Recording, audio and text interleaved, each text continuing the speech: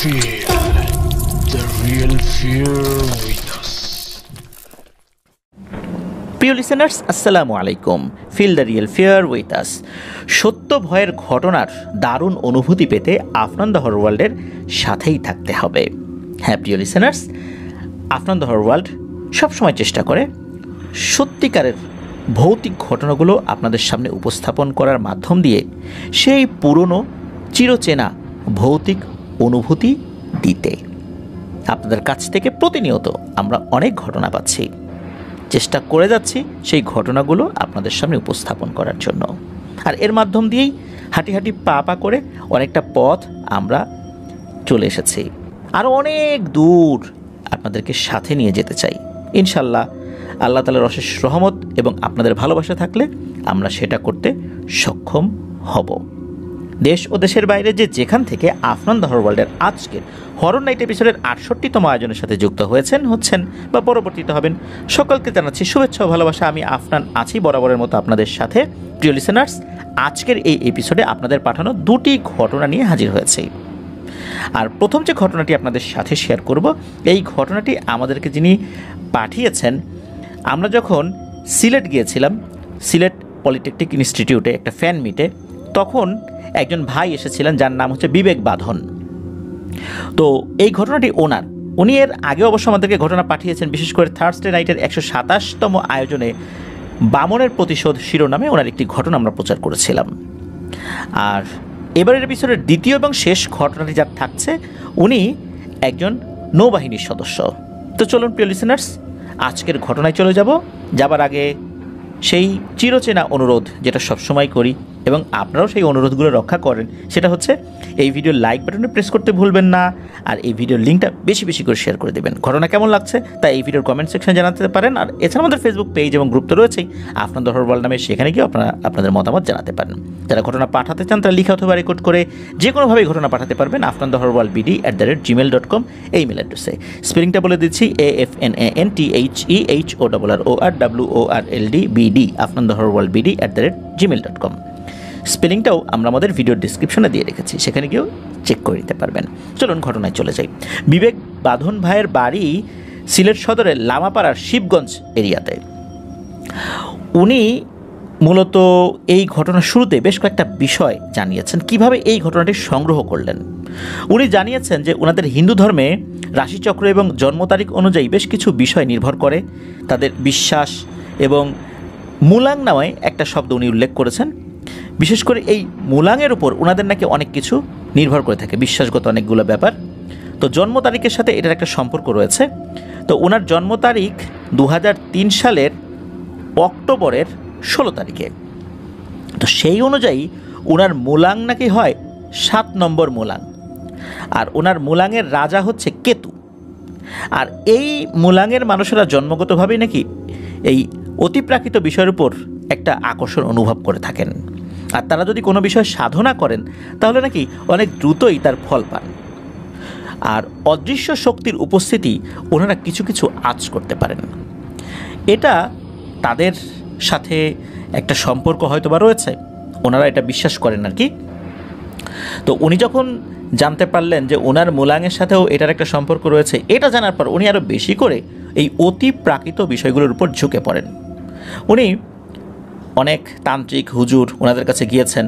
বিশেষ করে উনি তান্ত্রিকের কাছ থেকে এড়িয়ে চলার চেষ্টা করতেন, কারণ হচ্ছে তান্ত্রিকরা অনেক সময় তাদের কথার ফাঁদে বা জাদু মন্ত্রের ফাঁদে ফেলে অনেককে বশ করে তাদের মতো করে কাজ করাতে বাধ্য করতে পারেন।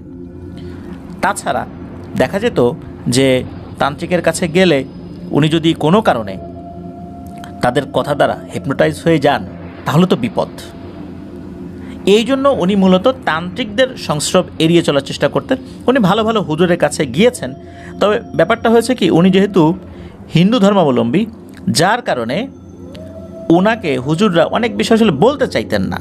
তারা বিষয়টা একটু অন্যরকমভাবে চিন্তা করতেন, এই কারণে হয়তোবা বলতে চাইতেন না।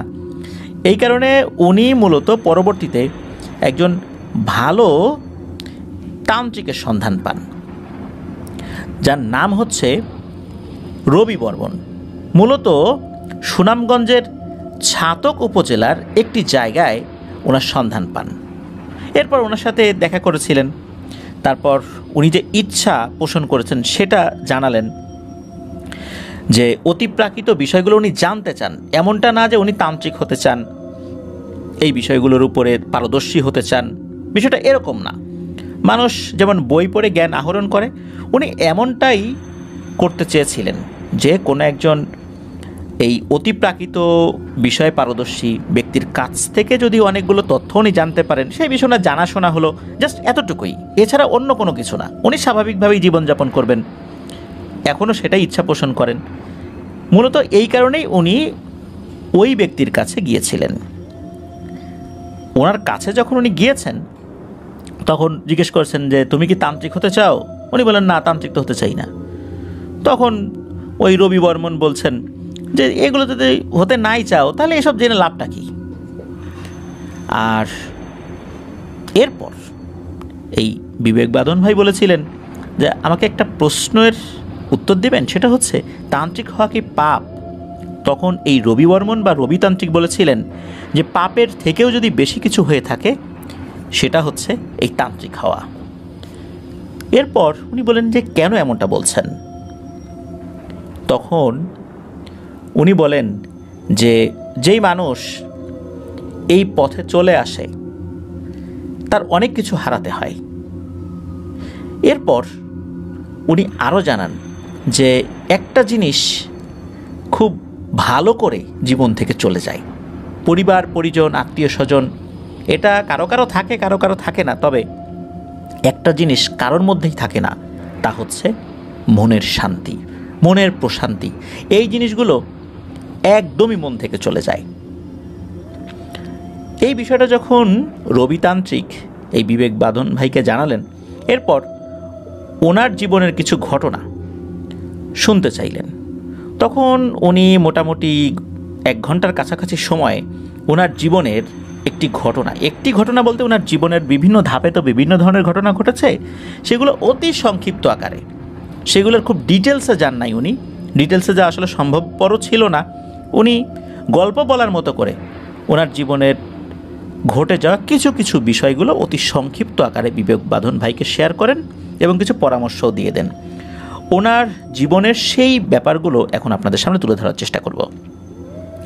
তো রবিতান্ত্রিক উনি বলা শুরু করেন যে ওনার বয়স যখন 2 বছর তখন ওনার বাবা মারা গিয়েছিলেন। পরিবারে তখন উনি, ওনার মা, ওনার বড় 2টি বোন এবং ওনার দাদি। ওনার দাদিও কবিরাজ ছিলেন, কিন্তু ওনার কাছে মানুষজন খুবই কম আসতো, যার কারণে ওনার আয় উপার্জন তেমন একটা হতো না। ওনার বাবা কবিরাজ ছিলেন, আর এই রবিতান্ত্রিকের মা চা বাগানে কাজ করে সংসার চালাতেন। যখন এই রবিতান্ত্রিকের বয়স 10 বছর হয়, উনিও মানুষের বাড়িতে বাড়িতে গিয়ে কাজ করা শুরু করেন। ধীরে ধীরে বড় হচ্ছেন, বড় 2টি বোনের বিয়েও হয়ে গেছে। ওনার বয়স যখন 14 বছর তখন ওনার দাদিও মারা যান।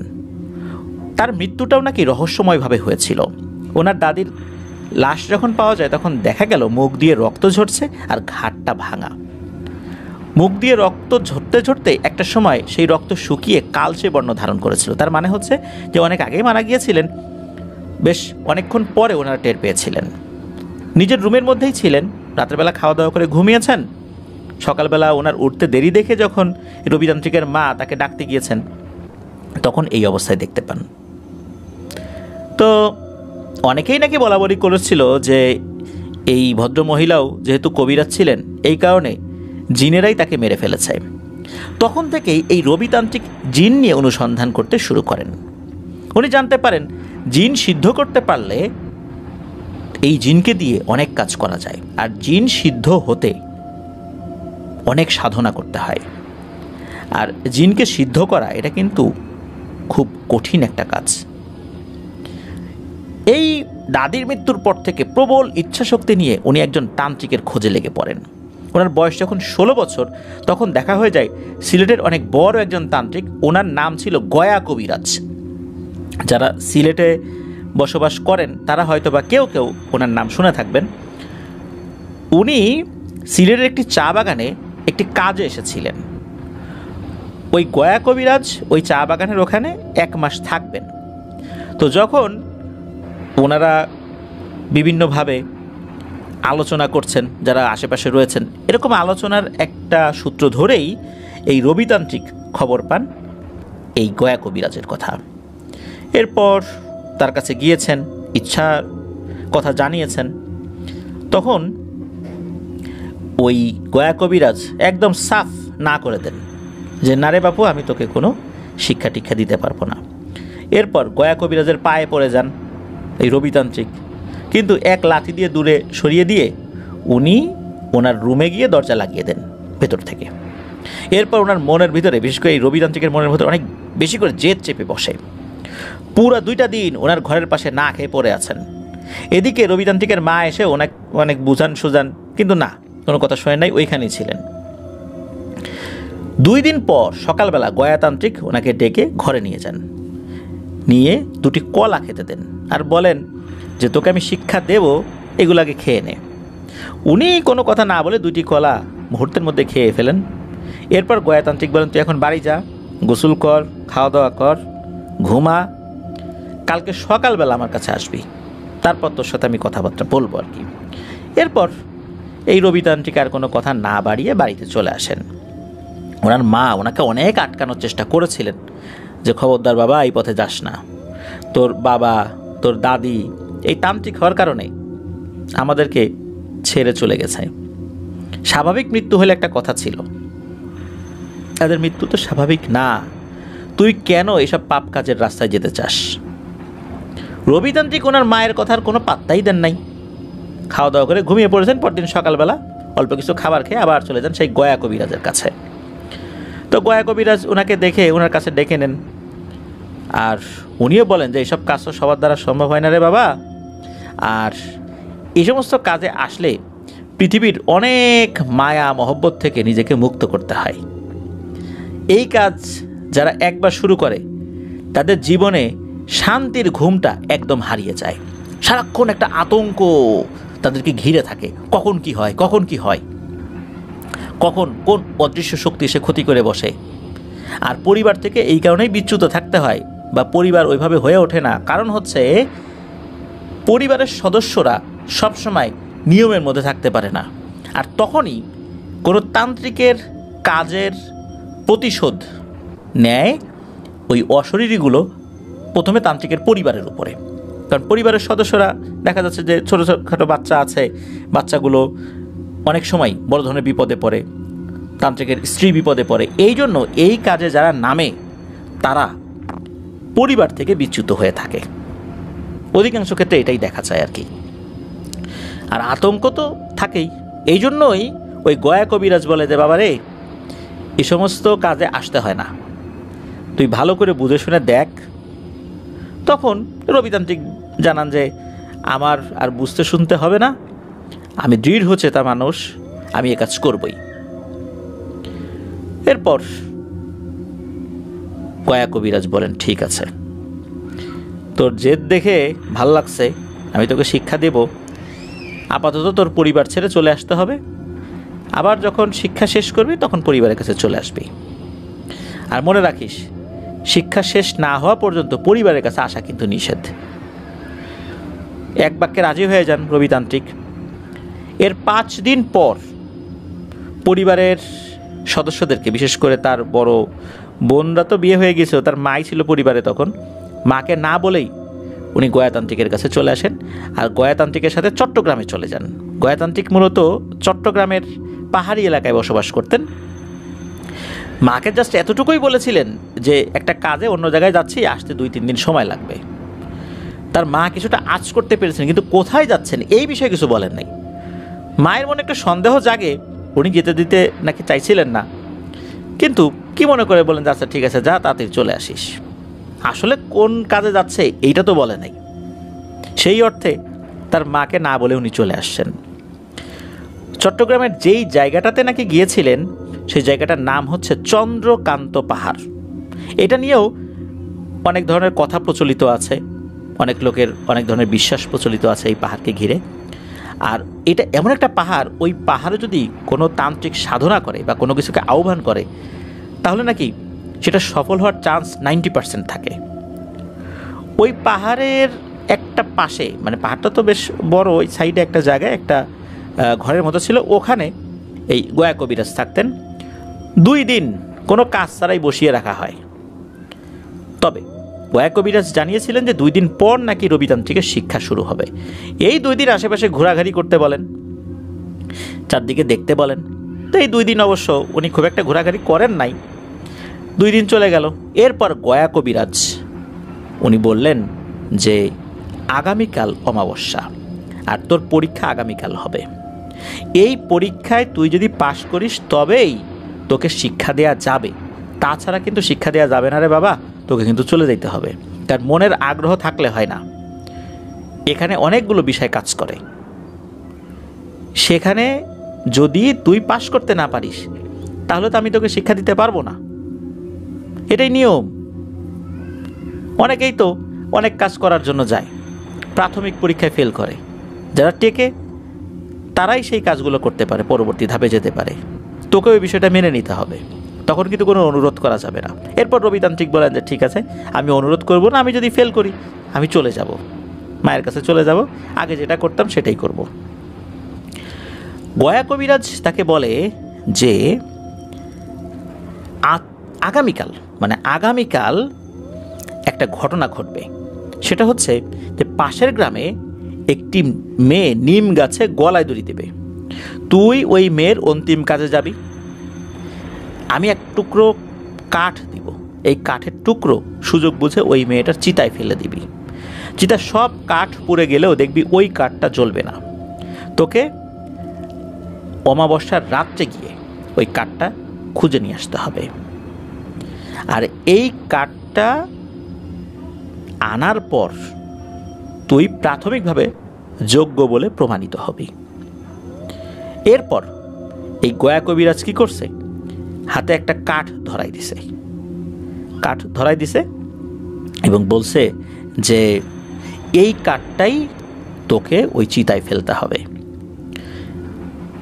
রবিতান্ত্রিক দেখলেন যে ওই কাঠের টুকরোটার রং বেগুনি রঙের কাঠের টুকরো দেখে উনি চিন্তা করেছেন হয়তোবা কোনো বেগুনি রঙের মধ্যে এই কাঠের টুকরোটা ভিজিয়ে রাখা হয়েছিল, যার কারণে বেগুনি রং ধারণ করেছে কিনা এরকম চিন্তা করছেন। কিন্তু ওনার কাছে দেখে মনে হলো না, এটা এরকম কোনো কাঠ না, রং করা হয়নি, এটার রং আসলেই বেগুনি। কিন্তু বেগুনি রঙের কোনো কাঠ হয় কিনা বা গাছ হয় কিনা এটা তো আসলে ওনার জানা নাই। বেগুনি রঙের ফুল হয় এটা উনি অনেক দেখেছেন, আবার পাহাড়ি এলাকায় অনেক দুর্লভ গাছ জন্মায়, হতে পারে এটা এমনই কোনো গাছ।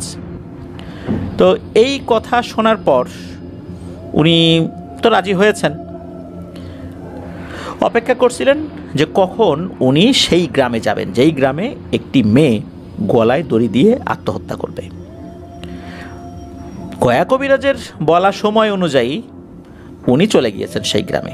তো যাওয়ার পর ঘুরছেন, গ্রামের আনাচে কানাচে ঘুরছেন, কোথাও কোনো মানুষ মারা গিয়েছে বলে তথ্য পাওয়া যাচ্ছে না। ঘুরতে ঘুরতে ক্লান্ত পরিশ্রান্ত হয়ে গেছেন। একটা বাড়িতে গিয়ে উনি বলছেন যে আমি তো গয়াতান্ত্রিকের শিষ্য, ওরা রাস্তাটা থেকে দিকটাতে ঘুরতে আসছি, গ্রামটা কেমন দেখতে আসছি, আমি তো ক্ষুধার্ত, আমাকে কিছু খাবার দেন। ওই বাড়ির লোকেরা যখনই শুনছে যে গয়াতান্ত্রিকের শিষ্য, তারা তো হন্তদন্ত হয়ে বিভিন্ন ধরনের খাবার ফলমূল এনে দিছে। তাদের চোখে মুখে এই গয়াতান্ত্রিকের প্রতি সম্মানের বিন্দুমাত্র নিদর্শনও দেখেন নাই। যেটা দেখেছিলেন সেটা হচ্ছে ভয়, আতঙ্ক। গয়াতান্ত্রিকের শিষ্য আসছে, তাদের মধ্যে একটা আতঙ্ক কাজ করেছে, কোনো সম্মান বা শ্রদ্ধাবোধ না। তো খাবারগুলো দেওয়ার পর তারা বলছে যে আপনি আরও খান, লাগলে বলবেন, আমরা আরও এনে দিব। তো উনি খাবার খেয়েছেন, অল্প খাওয়ার পরেই মানে পেট ভরে গেছে। খেতে খেতে হঠাৎ করে ওই বাড়িতে কেউ এসে বলে, এই শুনছো, এই গ্রাম প্রধানের মেয়ে গলায় দড়ি দিয়ে আত্মহত্যা করছে। শোনার সাথে সাথে এই রবিতান্ত্রিক চমকে ওঠেন, আরে আমি না চারপাশে একটু আগে ঘুরে আসলাম, কোথাও তো কোনো মানুষ মারা যাওয়ার খোঁজ খবর শুনলাম না। তো এরকম হন্তদন্ত হয়ে ছুটে আসছে। উনি খেতে খেতেই বলছেন যে আচ্ছা বলেন তো এই ঘটনাটা কখন ঘটছে। তখন ওই লোকটা বলছে যে এই হবে আধা ঘন্টা 1 ঘন্টা আগে হবে আর কি। অবাক ব্যাপার, আধা ঘন্টা 1 ঘন্টা আগে একটা মেয়ে গলায় ফাঁস দিয়ে আত্মহত্যা করবে, আর গয়াতান্ত্রিক তারও কতক্ষণ আগে এই রবিতান্ত্রিককে বলছে। কিভাবে সম্ভব, তখনই বুঝতে পেরেছিলেন কিছু একটা, যেটা ওনার চূড়ান্তভাবে বুঝতে অনেক সময় লেগেছিল, যে গয়াতান্ত্রিক কিভাবে এই জিনিসটা বলেছিলেন, কিভাবে একটা মানুষের মৃত্যু সম্পর্কে আগাম তথ্য জেনেছিলেন। কারণ মানুষের মৃত্যু কখন হবে এটা তো কেউ বলতে পারে না। মানুষ যদি জানতো যে ওই ব্যক্তির মৃত্যু ওই জায়গায় হবে, তাহলে সে তাকে গিয়ে জানিয়ে দিত। আর কোনো মানুষ যদি জানতো তার মৃত্যু কখন হবে, তাহলে তো তার মৃত্যুর সময় সেখানে যেতই না, বা সে একটা অন্যরকমের পদক্ষেপ গ্রহণ করত। তো এই বিষয়টা উনি বুঝতে পেরেছিলেন, রবিতান্ত্রিক, যে এখানে কিছু একটা আছে, কিছু একটা কিন্তু আছে। মেয়েটাকে আসলেই মারা গেছে, নাকি ওই মেয়েটাকে কোনো পিশাচ ছলে বলে কৌশলে হত্যা করেছে। কারণ যেহেতু ওই রাত্রেই অমাবস্যা, নিশ্চয়ই এখানে অন্য কোনো ব্যাপার আছে। যেহেতু প্যারানরমাল বিষয়ে ওনার আগ্রহ ছিল, কিছু একটা আন্দাজ তো করতে পেরেছিলেনই। তো যাই হোক, মেয়েটা মারা গেল। তো তখনকার সময়, ঘটনা তো অনেক আগের কথা, সেই পাকিস্তান পিরিয়ড, আর ওই সমস্ত এলাকা, পাহাড়ি এলাকাগুলোতে তো এরকম পোস্টমর্টেম করা, পুলিশকে জানানো, এই ধরনের কোনো ব্যবস্থা তো এরকম ছিল না ওই সময়টাতে। তো মেয়েটিকে নাকি গাছ থেকে নামানো হয়। ওই মেয়েটা যেখানে ঝুলছিল সেখানে কিন্তু এই রবিতান্ত্রিক গিয়েছিলেন। এরপর পরিবারের সদস্যরা ধর্মীয় রীতিনীতি শেষ করে, অতি দ্রুততার সাথে শেষ করে মেয়েটিকে শ্মশানের দিকে নিয়ে যেতে থাকে। তবে নিয়ে যেতে যেতে নাকি সন্ধ্যা ঘনিয়ে এসেছিল, মোটামুটি সন্ধ্যার পরে চিতায় তোলা হয়। তো চিতায় যখন আগুন দেওয়া হচ্ছিল, এক ফাঁকে গিয়ে ওই কাঠের টুকরোটি ওই চিতায় রেখে দেয় এই রবিতান্ত্রিক। এরপর উনি আবার আশ্রমে এসে পড়েন। তো আশ্রমে আসতে আসতে রাত প্রায় 1টা বেজে যায়। আসার পর অবশ্য আসার পথে কোনো ধরনের কোনো অতিপ্রাকৃত কোনো কিছু ঘটে নাই, এমনকি কোনো বন্য প্রাণীও তার সামনে পড়ে নাই। ওই সময়ে ওই গয়াতান্ত্রিক বলল, যারে বেটা, লাশ তো পোড়ানো হয়ে যাবে, তুই চলে আসলি, আসল পরীক্ষা তো দিতে হবে রে আজ রাতেই। যা, ওখানে আবার যাবি, ওখানে যাওয়ার পর ওই কাঠটাই নিয়ে আসবি, কারণ এই কাঠটা পুড়বে না। সব কাঠ পুড়ে ছাই হয়ে যাবে, কিন্তু এই কাঠটা পুড়বে না, এই কাঠটাই নিয়ে আসবি।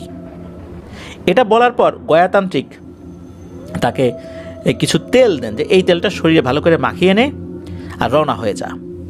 আর মনে রাখবি, তুই যদি তোর শুরুর কাজটা ঠিকঠাক মতো করতে পারিস, তাহলে আমি তোকে রক্ষা করার জন্য আমার অনুগত কয়েকটা পিশাচ জিনকে পাঠিয়ে দেব।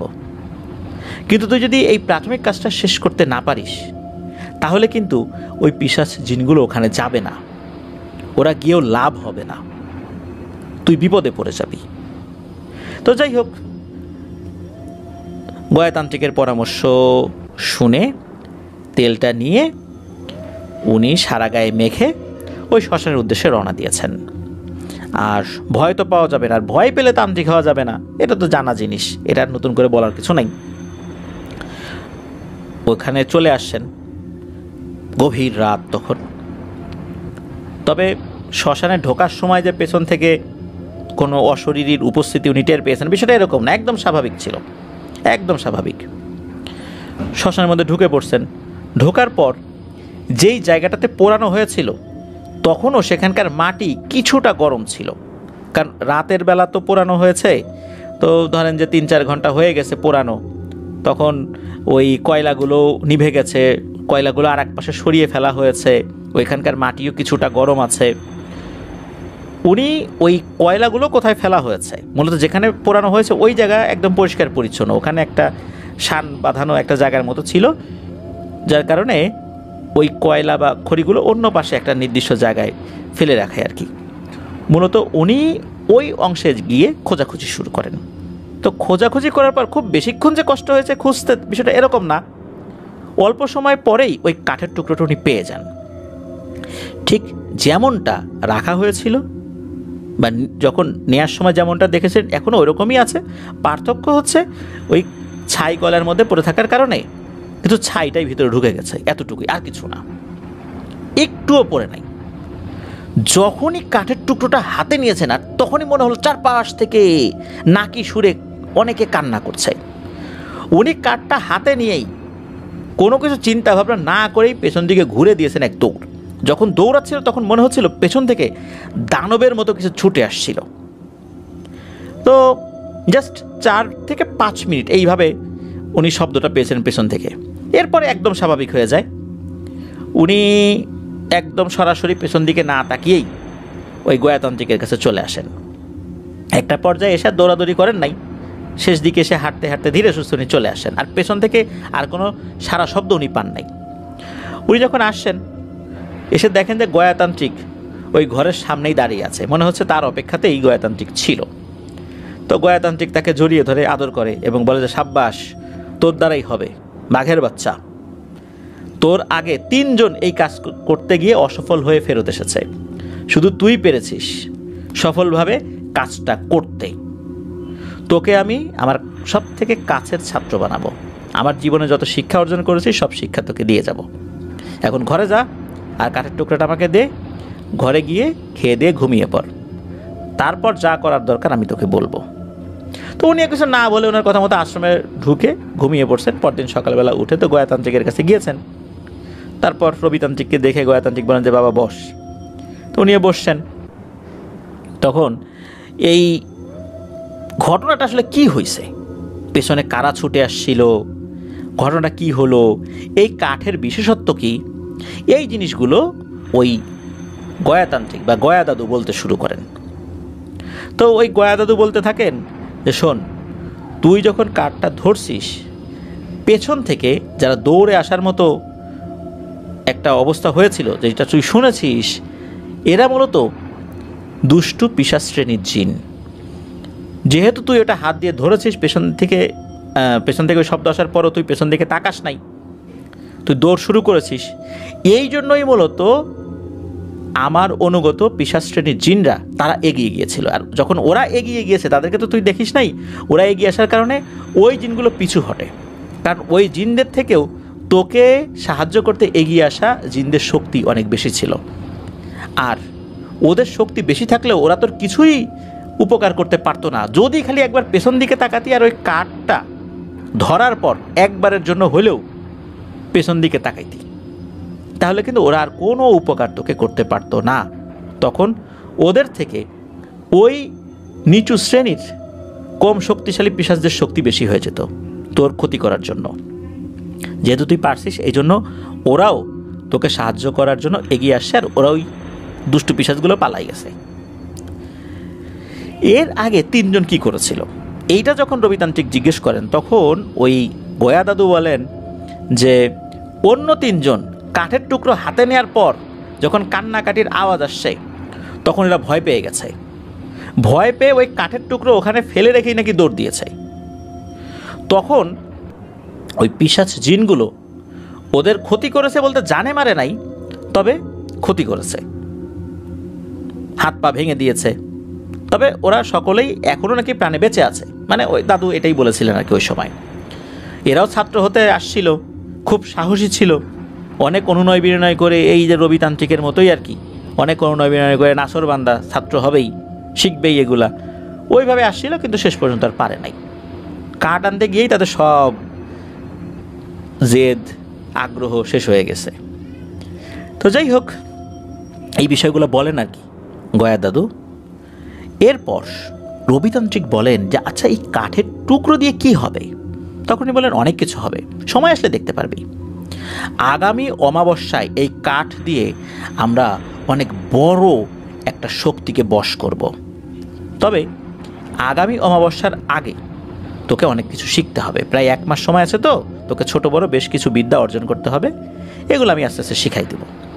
তো এই 1 মাসের মধ্যে রবিতান্ত্রিক বেশ কিছু ছোটোখাটো বিদ্যা শিখে ফেলেন। ওই গয়া দাদু, মানে গয়াতান্ত্রিক বা গয়া কবিরাজ যিনি, উনি এইগুলো তাকে শেখান। 1 মাস পার হয়ে যায়, অমাবস্যার রাত চলে আসে।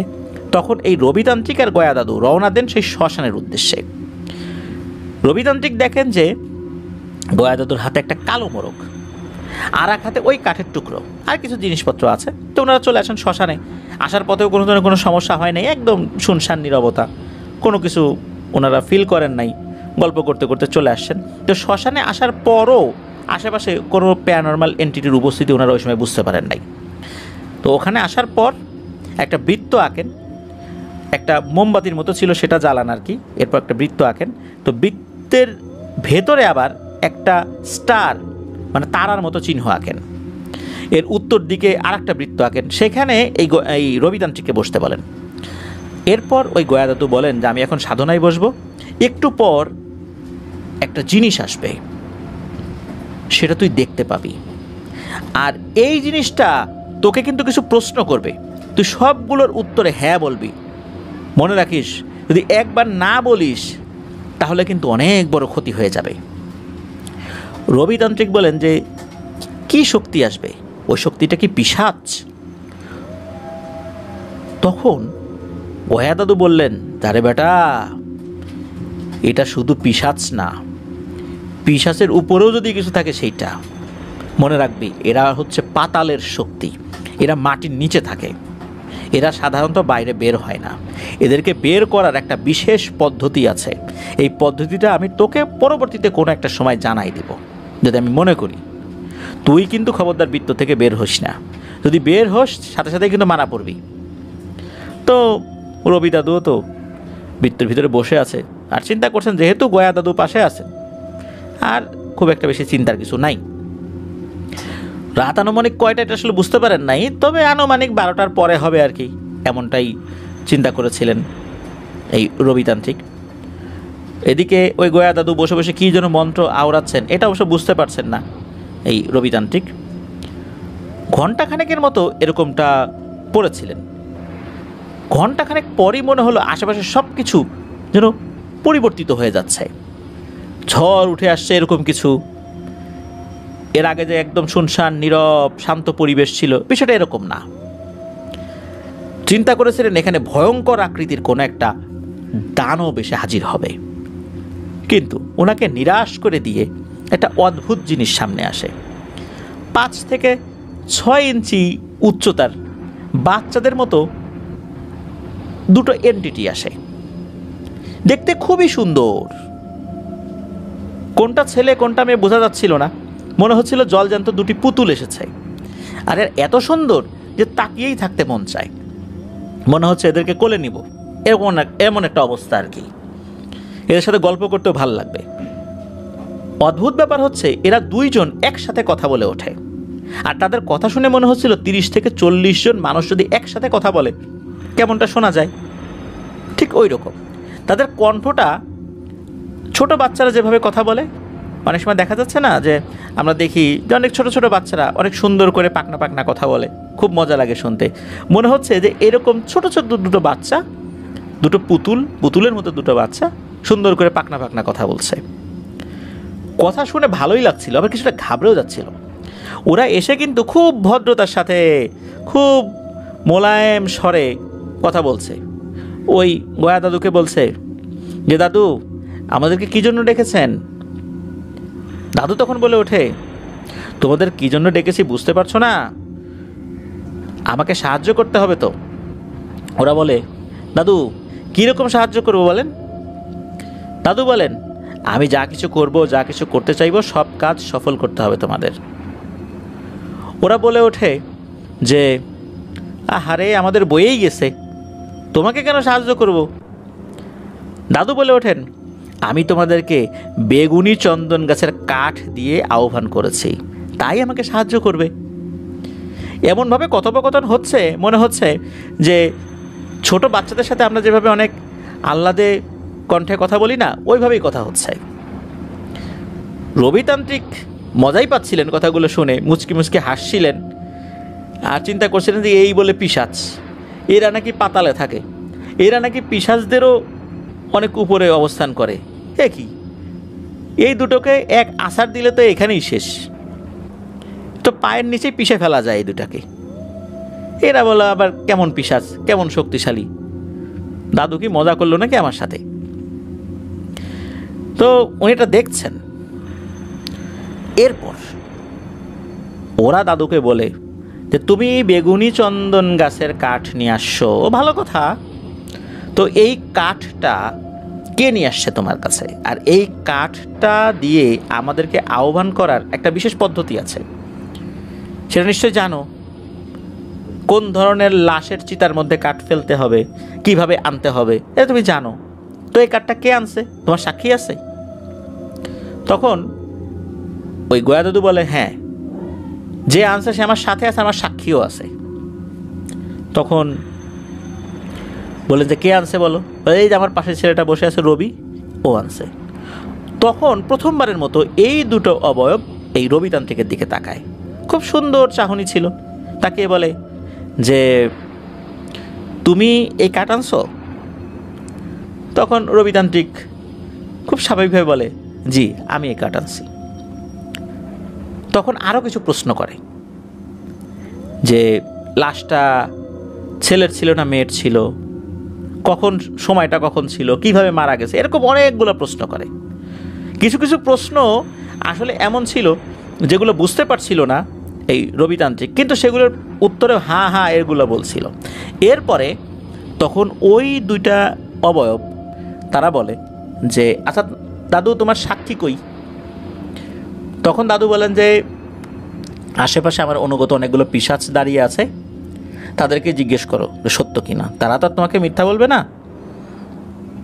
এরপর নাকি এই দুটো অবয়ব কোনো একটা দিকে তাকালো, কয়েক সেকেন্ড তাকিয়ে থাকলো, এরপর বলল ঠিক আছে বুঝলাম, এখন তোমার সাথে আমার কিছু কথা আছে। এরপর কিভাবে যেন কি এমন ধরনের কিছু কথাবার্তা বললো, এটা অবশ্য রবিতান্ত্রিক বুঝতে পারে না। এমন সময় এমন ধরনের কিছু কথা হয় না যে পরিবারে এমন কিছু কথা হচ্ছে যেই বিষয়গুলোর সাথে আমরা কানেক্টেড না, বা সেই বিষয়গুলো সম্পর্কে আমরা জানি না। হয়তোবা শব্দগুলো আমরা শুনতে পারি, কিন্তু এটা যে কোন বিষয়ে হচ্ছে এইটার মর্মার্থ আমরা বুঝতে পারি না। ওরকম টাইপের কিছু কথা হয়। কথা বলার পর ওরা হাঁটতে হাঁটতে অন্ধকারে কোথায় যেন চলে যায়। এরপর দাদু বলে যে এখন কিন্তু বের হওয়া যাবে না, ভোরের আলো ফোটার পর বের হতে হবে। ভোরের আলো ফোটার পর দাদুও বৃত্ত থেকে বের হন। এরপর এই রবিতান্ত্রিককেও বের হতে বলেন। এরপর রবিতান্ত্রিক বলে আচ্ছা দাদু বলেন তো এই দুইটা জিনিস কি ছিল? এটা তো খুবই সুন্দর, এরা না পিশাচদেরও অনেক উপরে অবস্থান করে, এইটা কিন্তু এ কি দেখলাম, এ তো কিছুই না, এদের আবার শক্তি কিসের? তখন গয়া দাদু বললেন এখন না রে বাপু, পরে বলবো, চল আগে আশ্রমে যাই, একটু বিশ্রাম করি, সারা রাত জেগে আসি, একটু ঘুমাই, খাওয়া দাওয়া করি, এরপরে বলবো। এরপর ওরা আশ্রমে চলে আসছেন। আশ্রমে আসার পরে যার যার ঘরে চলে গেছেন। দুপুরের দিকে দাদু নিজেই এই রবিতান্ত্রিকের যে ঘরটা উনি দিয়েছিলেন আর কি, সেই ঘরে আসেন। তখন অবশ্য রবিতান্ত্রিক ঘুমাচ্ছেন, ঘুম থেকে ডেকে তোলেন। এরপর বলতে শুরু করেন যে শোন, কালকে যেই দুটা অবয়বকে দেখেছিলি, তান্ত্রিকরা এদেরকে বলে হচ্ছে লিলিপুট। এরা উচ্চতায় 6 ইঞ্চির বেশি হয় না।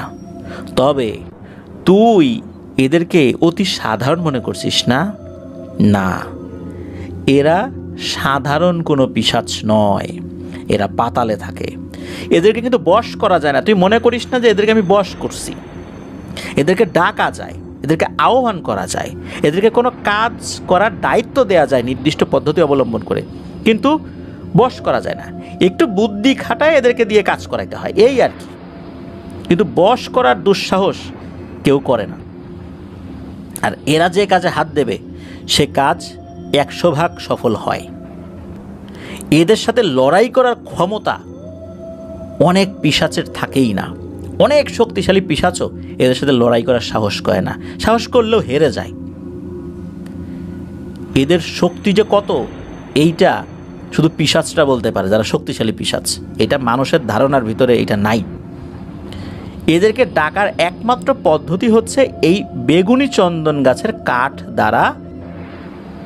আর শুধু বেগুনি চন্দন গাছের কাঠ দিয়ে ডাকলে কিন্তু হয় না, এটা পিশাচ সিদ্ধ করতে হয়। আর যেই পদ্ধতিতে পিশাচ সিদ্ধ করতে হয় তুই ওই পদ্ধতি অবলম্বন করে কাঠটা নিয়ে আসছিস, এই জন্যই শুধু এরা আসছে।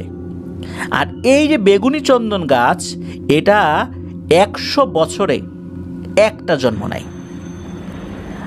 সাধারণ কোনো মানুষ এই গাছ কখনোই চিনতে পারে না, শুধু কিছু কিছু পাহাড়ে আর পাহাড়ের নির্দিষ্ট কিছু জায়গায় এই গাছ জন্মাইতে পারে। এই গাছের কাঠ সংগ্রহ করা অত্যন্ত দুরূহ ব্যাপার। অনেক লোক মারফত খোঁজ খবর নিয়ে এগুলো সংগ্রহ করতে হয়, কিন্তু লোকে এটা চেনে না। এই গাছ চিনতে গেলেও 10 বছর সাধনা করতে হয়, তারপরও মানুষ ভুল করে, চেনা যায় না। এই গাছ সংগ্রহ করতে গিয়ে কত মানুষ যে বাঘের পেটে গেছে, ভাল্লুকের পেটে গেছে তার ঠিক নেই। ভূতে না ধরলেও বাঘ, ভাল্লুক, সাপের কামড়, এতেই অনেক তান্ত্রিকের জীবন গেছে। কারণ অনেক দুর্গম এরিয়াতে এটা থাকে, এই জন্য। এটা সবার কাজ না।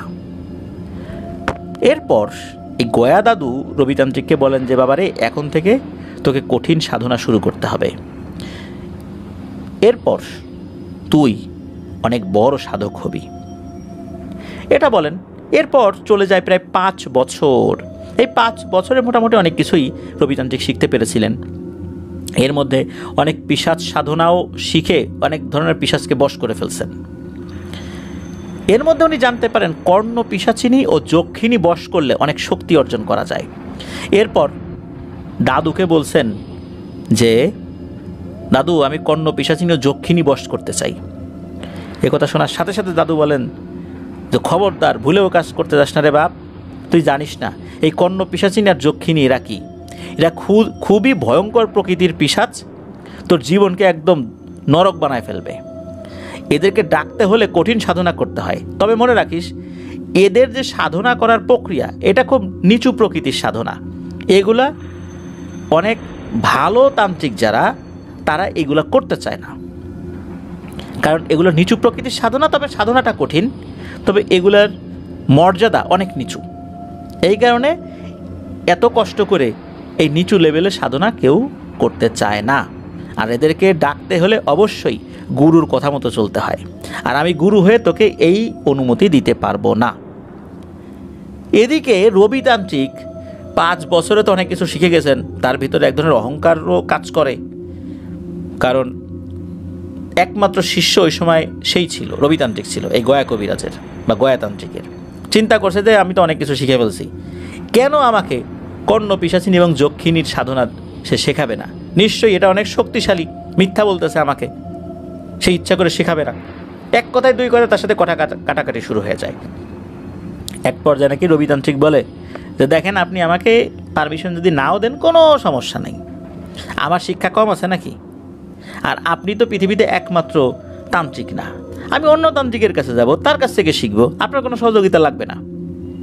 এরপর নাকি অনেক অনুরোধ করেন এই গয়া কবিরাজ যে বাবারে, এর ভিতরে যাস না, আমার কাছে থাক, আর অনেক কিছু শিখতে পারবি, কিন্তু এই নিম্ন প্রকৃতির জিনিসগুলো শিখিস না। এরপর রবিতান্ত্রিক আর এগুলা আসলে পাত্তা দেন নাই। গুরুর কথা না শুনেই রাগ করে, ঝগড়াঝাটি করে, কথা কাটাকাটি করে ওই আশ্রম ত্যাগ করে চিরকালের জন্য উনি চলে আসেন। তখন আবার উনি সিলেটে চলে আসেন। 5 বছর তো হয়ে গেছে। এসে দেখেন যে ওনার দাদি তো মারাই গিয়েছিল, তারপর তার মা মারা গেছেন। উনি আসার 4 মাস আগে ওনার মা মারা গেছেন। মৃত্যুর পূর্বে ছেলের মুখটা একবারের জন্য দেখতে চেয়েছিলেন, কিন্তু পারেন নাই। ওনার 2 বোন তারা ভালো আছে, অন্য জায়গায় আছে, আগে যেখানে থাকতেন তারা সংসার নিয়ে ভালো আছেন, তাদের বাচ্চা কাচ্চাও আগের থেকে বড় হয়ে গেছে 5 বছরে। তো নিজ বাড়িতে আসার পর 6 মাস বিভিন্ন মানুষের সাথে গল্পগুজব করছেন।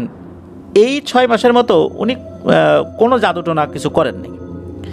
এরপর আবার কি মনে করে চিন্তা করছেন যে আরে, কর্ণ পিশাচিনীর চিন্তা করে গুরুর সাথে ঝগড়াঝাটি করে চলে আসলাম, এখন এইটার সাধনা তো আমাকে করতেই হবে। যেহেতু ওনার 2 বোন অন্য জায়গা ছিল, এখানে তো আর তার দেখাশোনার কেউ ছিল না। 2 বোনের সাথে আবার দেখা করেন, 2 বোনের সাথে দেখা সাক্ষাৎ করে বলেন যে আবার আমি একটা জায়গায় যাচ্ছি, আবার চলে আসবো। এরকম বলে আবার সেই নতুন শক্তির উদ্দেশ্যে উনি বেরিয়ে পড়েন।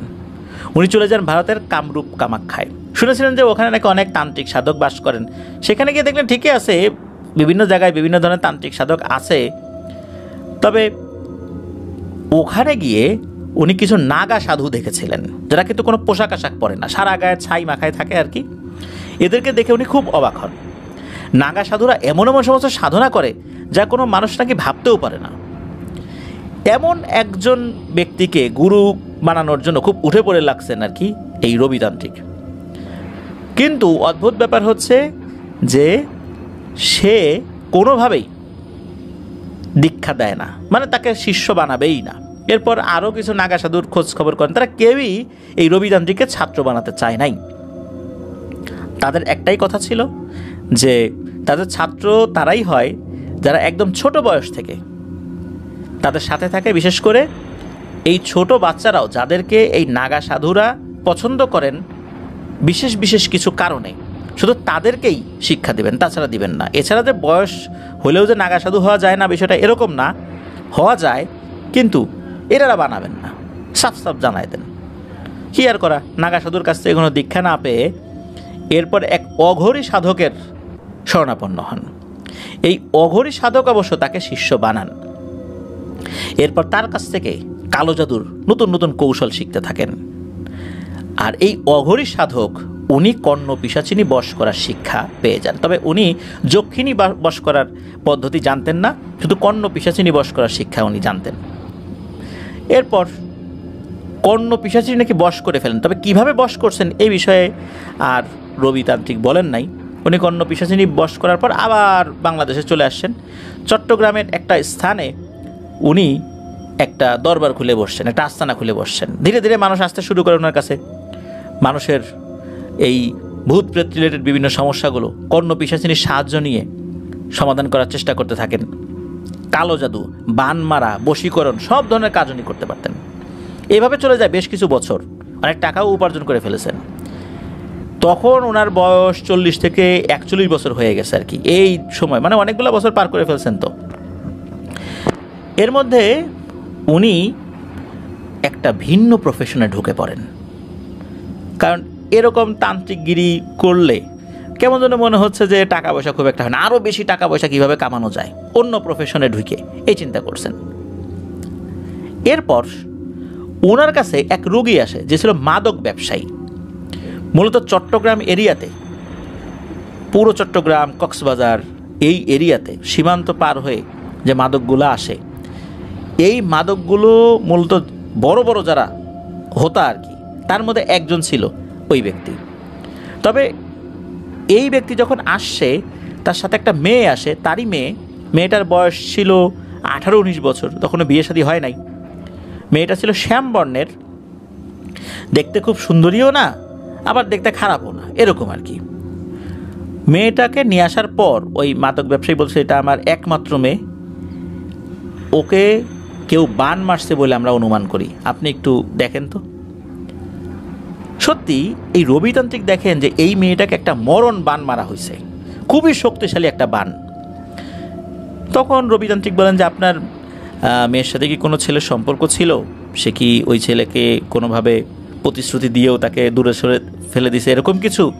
ওই মেয়ে বলে না, এরকম কিছু না, তার সাথে কোনো ছেলে টেলের সম্পর্ক এখন পর্যন্ত নাই, পরিবার তাকে যেখানে বিয়ে দেবে সেখানেই করবে। এটা শোনার পর রবিতান্ত্রিক একটু চিন্তিত হয়ে পড়েন যে এই মেয়েটাকে তাহলে কেন এবং কে বান মারল, এটাকে বুঝতে হবে। এরপর পিশাচদের সহযোগিতায় এই তথ্যটা উদ্ঘাটন করতে পারলেন। সেটা হচ্ছে ওই মাদক ব্যবসায়ীর বিশাল ভূসম্পত্তি ছিল আর কি, এই ব্যবসা বাণিজ্য করেই আর কি সেইগুলো অর্জন করছে। এই মাদক ব্যবসায়ীর যে বড় ভাই, তার আবার একটাই ছেলে। এখন এই যে মাদক ব্যবসায়ী যিনি, উনি কোনো কারণে যদি মারা যান তাহলে তার মেয়ে তো সম্পত্তি পাবে। আর মাদক ব্যবসায়ী যেই কাজগুলো করেন, এই কাজগুলোতে ঝুঁকি তো থাকে বেশি, যে কোনো সময় আইন শৃঙ্খলা রক্ষাকারী বাহিনীর হাতে ধরা পড়তে পারেন, এরকম অনেক ধরনের সমস্যা তো হবেই। পুলিশের হাতে ধরা পড়তে পারেন, জেল হয়ে যাবে। আর অপেক্ষা ছিলেন কবে পুলিশের হাতে ধরা পড়বে, ধরা পড়লে টাকা পয়সা খরচ করে কোনোভাবেই যেন সে বের হইতে না পারে সেই চেষ্টা করবে। আর এই মেয়েটাকে যদি মেরে ফেলা যায় তাহলে তো আর কোনো কথাই নেই, সব সম্পত্তি তার ছেলে পাবে। ওই মেয়ের সাথে বিয়ে দেওয়ার কোনো ইচ্ছা তার ছিল না। তখন ওই ছেলেটাকেই তার বাবা বলে যে তুই এরকম খোঁজখবর নিয়ে দেখ মেয়েটাকে বান মারা যায় কিনা, মেয়েটাকে মেরে ফেল। আর আমরা সরাসরি করে খুন খারাপির ভিতরে যেতে পারবো না, তাহলে সমস্যা হবে, তাহলে আমার সুনাম ক্ষুণ্ণ হবে, এই জন্য এইসব ঝামেলায় যাব না। আর যে মাদক ব্যবসায়ী, তারও তো অনেক প্রভাব প্রতিপত্তি আছে, তারও পরিচিত অনেক শক্তিশালী আন্ডারওয়ার্ল্ডের ডনগুলা আছে, তারাও তো এটা নিয়ে নাড়াচাড়া করবে, তখন তো একে অন্যের সাথে যুদ্ধ করে সব ধ্বংস হয়ে যাবে। সুতরাং এমনভাবে মারতে হবে যেন কেউ কিছু টের না পায়। এই কারণেই মূলত তার আপন ভাতিজা এই কাজ করেছে। আর এই কাজ এমনভাবে করেছে আর একজন পাহাড়ি তান্ত্রিককে দিয়ে। এই বান কাটাটা খুব কঠিন, খুব শক্তিশালী একটা বান মারছে আর কি। তবে রবি তান্ত্রিক উনি ওনার জানা বিভিন্ন বিদ্যা প্রয়োগ করে এই বানটা কাটাতে নাকি ওনার খুব কষ্ট হয়েছিল। সময় লাগে নাই, তবে খুব কষ্ট হয়েছিল। অনেক কঠিন কঠিন পিশাচদের ইনস্ট্যান্ট সাহায্য নিতে হয়েছিল, তাদের কাছ থেকে পরামর্শ নিতে হয়েছে। তারা বলছে যে এইভাবে করতে হবে। যখন বানটা কেটে গেল, মেয়েটা নাকি বলে যে তার মনে হলো যে তার শরীর উপর থেকে বিশাল একটা পাথর সরে গেল, তার শরীরে জ্বলে পুড়ে যাচ্ছিল। এই ঘটনা যখন ঘটলো, মাদক ব্যবসায়ী তো খুব খুশি হয়ে গেলেন রবিতান্ত্রিকের উপরে। তখন সে কি করলো, বলল যে আমি আসতেছি, মেয়েটাকে বাসায় রেখে আসি। মেয়েটাকে বাসায় রেখে আসে, মাঝখানে হয়তো 1 ঘন্টার মতো গেছে আর কি। দেখা গেল একটা ব্যাগ নিয়ে আসছে। ব্যাগ নিয়ে আসার পর ওই সময় কিন্তু যে 1000 টাকার নোট ছিল না, তখন সর্বোচ্চ নোট ছিল 500 টাকা। এই 500 টাকার 20টা বান্ডিল, মানে 10 লক্ষ টাকা এই রবিতান্ত্রিককে দেন। রবিতান্ত্রিক এই প্রথম জীবনে এত টাকা একসাথে দেখলেন। মনে হচ্ছিল যে ওই সময় যদি 1 কোটি টাকাও চাইতো, ওই লোকটা তাই দিত। রবিতান্ত্রিক এতগুলো টাকা একসাথে দেখে তার মনের মধ্যে মারাত্মক একটা লোভ কাজ করে, যারে এই ব্যবসায় এত টাকা, এই তান্ত্রিকগিরি করে জীবনকে একদম তছনছ করে দিয়ে কি লাভ, দেখি ভিন্ন কিছু করা যায় কিনা। তখন ওই মাদক ব্যবসায়ীকে আর একটা কাজের একটা অফার দেন উনি, মানে রবিতান্ত্রিকই। উনি উস্কান যে আপনার মেয়েকে, আপনার ভাতিজা বিনা কারণে, একটা নিষ্পাপ মেয়েকে আপনি অন্য কাজ করেন সেটা ভিন্ন জিনিস, কিন্তু আপনার মেয়ে তো কোনো অপরাধ করে নাই। সম্পত্তি দখলের জন্য আপনার ভাতিজা আপনার মেয়ের উপর এরকম মরণ বান মারছে। আপনার ভাতিজা তো বেঁচে থাকার অধিকার হারায় ফেলছে। আপনি কি চান না আপনার ভাতিজার উপর প্রতিশোধ নিতে? তখন ওই মাদক ব্যবসায়ী বলতেছে, হ্যাঁ চাই, অবশ্যই চাই, কেন চাবো না। তখন বলেন যে আমি এই কাজে সাহায্য করতে পারি। আপনি বললে 1 দিনের ভেতরে আপনার ভাতিজাকে বান মেরে ফেলবো। এই বান কাটানোর ক্ষমতা বাংলাদেশের কারো নেই, আর বাংলাদেশের বাইরে ওকে নিতেই ও শেষ, ও পথেই শেষ। এই কথা শোনার সাথে সাথে তখন বলে ঠিক আছে, মারেন, যা থাকে কপালে। ওই সময় ইনস্ট্যান্ট বান মারা হয় ওই ছেলের উপরে। পরের দিনই মৃত্যুর খবর আসে। যখনই খবর আসে, 5 লক্ষ টাকা, 500 টাকার 10টা বান্ডিল, আগে তো 20টা বান্ডিল, মানে 10 লাখ টাকা। এরপরে আরও 5 লাখ টাকা এনে দেয়। দেওয়ার পর বলে যে আপনার কাজ আমি খুব খুশি হয়েছি, সেটা মারা গেছে, কেউ কিছু বুঝতে পারে নাই, আর বুঝলেও কিছু করার নাই এখন। আর এখানে তো আর আইনগত কোনো ঝামেলাই নেই, বাংলাদেশের প্রচলিত আইনে। এরপর মূলত এই রবিতান্ত্রিক একটি অফার দেন ওই মাদক ব্যবসায়ীকে। বলে শোনেন ভাই, আসেন আমরা দুজন মিলে একসাথে কাজ করি। সেটা হচ্ছে, আপনার এই কাজে তো অনেক প্রতিপক্ষ আছে, আমি আপনার প্রতিপক্ষদেরকে বান মেরে একদম শেষ করে দিব। আপনি আপনার পার্টনার বানাই নেন আমাকে, আমি আমার জানা বিদ্যা দিয়ে আপনাকে সাহায্য করব, এভাবে আমরা আগায় যাব। প্রথম দিকে নাকি ওই মাদক ব্যবসায়ী রাজি হয় নাই, তবে রাজি হইতে আর বেশিক্ষণ সময় লাগে নাই। একটা পর্যায়ে উনি রাজি হয়ে যান যে ঠিক আছে। এরপর থেকেই শুরু হয় এক মৃত্যুর খেলা। প্রচুর টাকা আসতে থাকে। অন্য রুগীগুলো খুব একটা দেখতেন না, সময় পেতেন না। টাকা গুনতেই তার দিন পার হয়ে যেত। প্রচুর টাকা, এত টাকা যে টাকার বিছানায় শুয়ে থাকার মতো অবস্থা। মানুষ মারা তো ওনার বাম হাতের খেলা। যখনই কোনো মানুষের নাম ঠিকানা এনে ওই মাদক ব্যবসায়ী এসে দিতেন, তখনই তার মৃত্যু পরোয়ানা জারি হয়ে যেত, এমন একটা অবস্থা। বান মেরে ফেলতেন। আর এই মানুষদেরকে যারা মারতেন আর কি, এরাও কিন্তু ভালো মানুষ না, এরাও মাদক ব্যবসায়ী, মানে তার প্রতিপক্ষ। তারা তাও মানে ধার্মিক লোক না যে ওনারা একটা সুরক্ষা বলয়ের মধ্যে থাকবেন। এনারাও দুষ্টু লোক, তার প্রতিপক্ষ। এভাবে নাকি তার প্রতিপক্ষরা বিভিন্ন রোগে ভুগে অল্প সময়ের মধ্যে মারা যেত। একটা সময় অবৈধ অস্ত্র তার কাছে চলে আসে। অবৈধ অস্ত্র উনি কাছে রাখতেন। ক্ষমতা থাকলে যেটা হয় আর কি, বা এই কাজের সাথে জড়িত থাকলে যেটা হয়, একটা সময় নাকি ওই মাদক ব্যবসায়ীর প্রতিপক্ষ ধীরে ধীরে বুঝতে পারে যে ঘটনাটা কি, কেন এমনটা হচ্ছে। এরাও ভারতের এক অঘরীতান্ত্রিকের শরণাপন্ন হয়েছে। সেই অঘরীতান্ত্রিক বলে যে এগুলোর তো পিশাচ চালান করে হত্যা করা হয়েছে। তখন ওই অঘরীতান্ত্রিককে দিয়ে অনেক শক্তিশালী একটা পিশাচকে চালনা করা হয়। অদ্ভুত ব্যাপার এবং রহস্যময় ব্যাপারও বলতে পারি, ভয়ঙ্কর ব্যাপারও বলতে পারি। ওই পিশাচটা প্রথম যে কাজটি করেছিল সেটা হচ্ছে যে এই রবিতান্ত্রিকের যে পার্টনার, এই পার্টনারকে এবং তার পুরো পরিবারকে একসাথে হত্যা করেছিল। সেটা কিভাবে, এটাও এক রহস্যের ব্যাপার। সেটা হলো যে পরিবার নিয়ে একটা গাড়িতে ঘুরতে বের হয়েছিল, আর এই গাড়িটা কোনো কারণ ছাড়াই হঠাৎ করে নাকি বিস্ফোরিত হয়। ইঞ্জিন ব্লাস্ট করছিল, পুরো গাড়িতে আগুন ধরে গিয়েছিল, পুরো পরিবার একসাথে ওই গাড়ির মধ্যে শেষ হয়ে গিয়েছিল। মানে ওই পরিবারে আর কেউ অবশিষ্ট ছিল না। ড্রাইভার তো মরছেই, তারপরে ওই মাদক ব্যবসায়ী মারা গেছে, তার স্ত্রী মারা গেছে, তার মেয়েটা একটাই মেয়ে ছিল, সেও মারা গেছে। এইভাবে পুরো পরিবার শেষ। এরপরে ওই পিশাচটা এই রবিতান্ত্রিকের পিছনে পড়ে যায়। রবিতান্ত্রিকের অধীনে থাকা প্রত্যেকটা পিশাচকে একে একে হত্যা করতে থাকে। এমনকি তার অধীনে থাকা সেই কর্ণ পিশাচিনীকেও বন্দি করে ফেলছে। কর্ণ পিশাচিনী এরা কিন্তু একটা বংশ, একক কোনো ব্যক্তি না। তো এরা জন্মগতভাবে শক্তিশালী। যেই কর্ণ পিশাচিনীটা এই রবিতান্ত্রিকের আন্ডারে ছিল তাকে বন্দি করে ফেলছে। তাহলে ওই পিশাচটা কত শক্তিশালী! কোনোভাবেই কিছু করতে পারছিলেন না। অনেক সাধনা করে অর্জিত এই সমস্ত পিশাচগুলোকে একে একে হত্যা করছে। এভাবে দিন পার হয়ে যাচ্ছে। মাত্র 10 থেকে 12 দিনের মধ্যেই ওনার সব শেষ। ওনার সাধনা অর্জিত পিশাচগুলো শেষ, সব শেষ। এইবার উনি অতিষ্ঠ হয়ে গেছেন। কোনোভাবে ওনার কোনো তন্ত্রমন্ত্র দিয়ে ওই পিশাচকে আর আটকাতে পারতেছেন না। বাধ্য হয়েই আবার সেই গয়াতান্ত্রিকের কাছে ছুটে গেছেন। যাই দেখেন যে উনি মৃত্যু পথযাত্রী, অনেক বয়স হয়ে গেছে।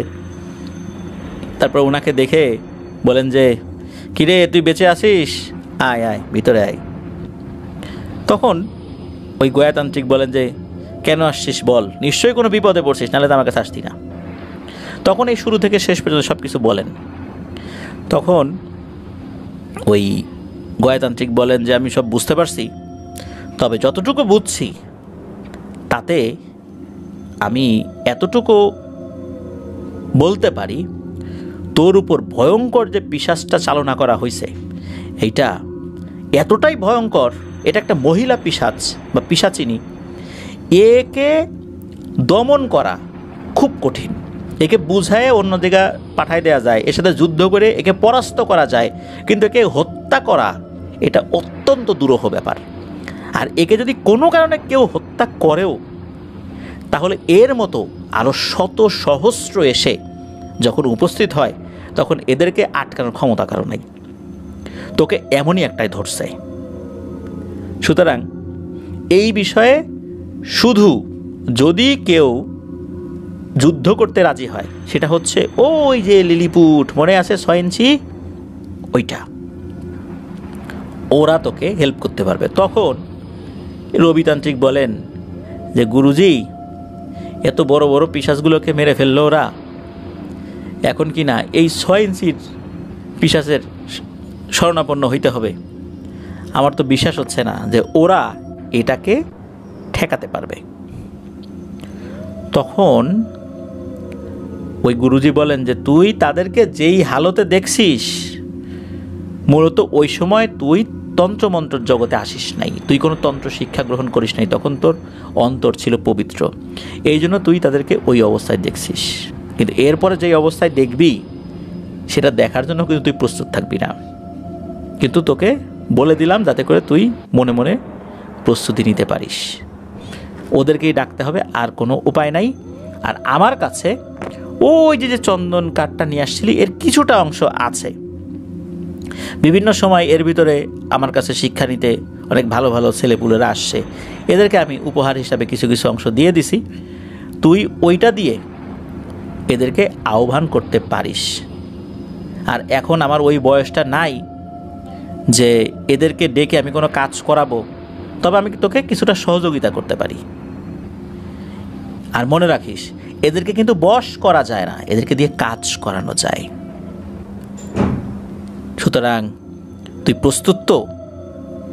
তখন রবীন্দ্রনাথ বলেন, হ্যাঁ আমি প্রস্তুত। তখন বলেন, ঠিক আছে চল। আর এইখানে যতক্ষণ তুই আসিস ততক্ষণ পর্যন্ত ওই ভয়ঙ্কর পিশাচিনীটা আসতে পারবে না, কারণ এর চতুর্দিকে অনেক বন্ধনী রয়েছে, আমার অনুমতি নিয়ে ঢুকতে হবে। আজ তো না, আগামীকাল অমাবস্যার রাত, তখন ওই লিলিপুটকে ডাকা হবে, তারাই বলে দিবে কিভাবে কি করতে হবে। নে এখন বিশ্রাম নে। তো গুরুর কথা মতো উনি আশ্রমের একটি কক্ষে গিয়ে বিশ্রাম নিতে থাকেন। শুয়ে শুয়ে চিন্তা করতে হবেন যে কীভাবে যে কী হবে। তো অমাবস্যার রাত চলে আসে। এরপর ওই যে বেগুনি চন্দন কাঠ, এটা নিয়ে ওনারা রওনা শুরু করেন। যদিও বা ওনার গুরুজির বয়স হয়ে গিয়েছিল, চলাফেরা করতে খুব অসুবিধা হতো, তারপর উনি কষ্ট করে গেছেন সেই শ্মশানে। তারপর ওই একই রকমভাবে ওই পদ্ধতিতে ওনারা ডাকছেন। ডাকার পর আসছে, তবে আসার আগে আর একটা জিনিস করেছে, সেটা হচ্ছে যে আগে থেকেই দেখা যায় যে দুটো কালো ছাগল বেঁধে রাখা ওখানে। তখন জিজ্ঞেস করেন যে গুরুজি এখানে কালো ছাগল বেঁধে রাখা কেন? তখন উনি বলেন যে আমি লোক মারফত আগের থেকে এখানে দুটো কালো ছাগল বেঁধে রাখতে বলছি, কারণ ওদেরকে ডাকতে হলে এইটাকে বলি দিতে হবে। তখন উনি বলেন যে এর আগে তো একটা কালো মোরগ আনছিলেন, তখন তো আর কালো ছাগল দেখি নেই দুইটা। তখন উনি বলছেন যে ওই সময়ে এই কালো মোরগ দিয়েই ডাকা গিয়েছে, তবে তার আগে আমাকে দুটো ছাগল বলি দিতে হয়েছে, যেটা আমি তোকে প্রথমে বলি নাই। এরকম আরও বেশ কিছু কথা এই গয়া দাদু তাকে বলেন, মানে রবিতান্ত্রিককে বলেন। তবে রবিতান্ত্রিক উনি কাজ শুরু করে দেন। যথারীতি হাজির হয়ে যায় সেই লিলিপুট। কিন্তু এ কি, লিলিপুট কোথায়? এ তো ভয়ঙ্কর এক দানব। এটাকে তো এমন ভয়ঙ্কর লাগছে যে ইতিপূর্বে দেখা সব ধরনের ভয়ঙ্কর পিশাচকেও সে হার মানিয়েছে। সে সেই বলে, আমাকে কেন ডেকেছিস বল। তখন রবিতান্ত্রিক সাহস করে সব কথা খুলে বলে। এটা বলার পর ওই ভয়ঙ্কর পিশাচটা বলে ওঠে, তুই কি জানিস যে তোর পেছনে এই পিশাচকে লাগিয়ে দেওয়ার জন্য কয়টা নরবলি দেওয়া হয়েছে? 5টা নরবলি দেওয়া হয়েছে, তারপর তোকে পিছনে লাগানো হয়েছে। আর এই 5টা নরবলি দেওয়ার পর এই পিশাচটা যখন লেগেছে, এর সাথে যুদ্ধ করতে যাওয়ার জন্য আমাদের নরবলি নেওয়া ছাড়া কোনো উপায় নাই। তোকে 3টা নরবলি দিতেই হবে, তাও 2 দিনের মধ্যেই 3টা বাচ্চাকে নরবলি দিতে হবে। তাহলেই শুধু আমরা এর সাথে লড়াই করতে পারবো। তবে মনে রাখিস, একে হত্যা করা কারো পক্ষে সম্ভব নয়। এটা সৃষ্টিকর্তা পারেন, আমরা তার সাথে যুদ্ধ করতে পারবো। যুদ্ধ করে পরাস্ত করে ওর কাছ থেকে তোকে সরাতে পারবো, এতটুকুই করতে পারি। তখন রবিতান্ত্রিক রাজি হয়ে যান। এখন কথা হলো যে ইতোপূর্বে উনি কখনো নরবলি দেন নাই, এইটা কিভাবে সম্ভব? তখন ওনার তো মাথা নষ্ট, কি করা যায়। এরপর উনি বিভিন্নভাবে কোন পদ্ধতিতে যে করেছিলেন এইটা অবশ্য বলেন নাই, যে কোন পদ্ধতিতে উনি এটা সংগ্রহ করেছিলেন। উনি নাকি 3টা নরবলি দিয়েছিলেন বাচ্চাকে। তবে এমন বাচ্চাদেরকে উনি নিয়ে আসছিলেন যেই বাচ্চাদের পিতামাতা নাই, হয় জীবিত নাই বা পরিচয় নাই, এরকম। বিশেষ করে উনি এই অল্প সময়ের মধ্যেই ওই যে পথশিশু থাকে না, এমন কিছু এই টাইপের বাচ্চাদেরকে উনি ধরে নিয়ে আসছিলেন আর কি। এরপর নাকি ওই ভয়ঙ্কর পিশাচিনীকে ওই লিলিপুট পিশাচ সে দমাতে সক্ষম হয়। পরবর্তীতে এসে নাকি বলে গিয়েছিল রবিতান্ত্রিককে যে ওকে আমরা বোঝাতে সক্ষম হয়েছি, যুদ্ধ করে একটা পর্যায়ে এসে ও চলে গেছে, ও তোর আর কোনো ক্ষতি করতে পারবে না। আর মনে রাখবি, এরপর থেকে আমাদেরকে ডাকার সময় বুঝে শুনে ডাকবি, কারণ আমরা যখনই কোনো কাজ করব তার বিনিময়ে কিন্তু আমরা নরবলি নেই। সুতরাং পরবর্তীতে ডাকার সময় নরবলি দিতে হবে আমাদেরকে দিয়ে কাজ করাতে গেলে, ওই চিন্তা করেই ডাকবি, না হলে কিন্তু ডাকবি না। কারণ আমরা কারো বশ মেনে তার আজ্ঞাবহ হতে শিখি নাই। কাজ করে দিব, বিনিময়ে আমরা যা চাবো তাই দিতে হবে। আর কিভাবে তোর উপরে থাকা সেই পিশাচিনীকে দূরে সরাই দিছি, কোন পদ্ধতিতে সরাইছে, এটা জানার তোর কোনো দরকার নাই। রবিতান্ত্রিক বুঝতে পারেন ভয়ঙ্কর এক বিপদে উনি পড়ছিলেন। নিজে বাঁচার জন্য 3টা নিরীহ নিষ্পাপ শিশুকে উনি বলি দিয়েছেন। এরপর থেকে ওনার মনের মধ্যে খুব অনুশোচনা হতে থাকে, আমি কি করলাম, 3টা নিরীহ শিশুকে নিজে বাঁচার জন্য বলি দিয়ে দিলাম। এরপর থেকে উনি কখনোই ওই লিলিপুটকে ডাকেন নাই। আর ধীরে ধীরে এই পাপ কাজ থেকে নিজেকে সরিয়ে নিয়ে আসেন। ওনার টাকা পয়সা যতটুকু ছিল ওটা দিয়ে টুকটাক করে চলতে থাকেন, ওই জায়গা থেকে অন্য জায়গায় সরে যান।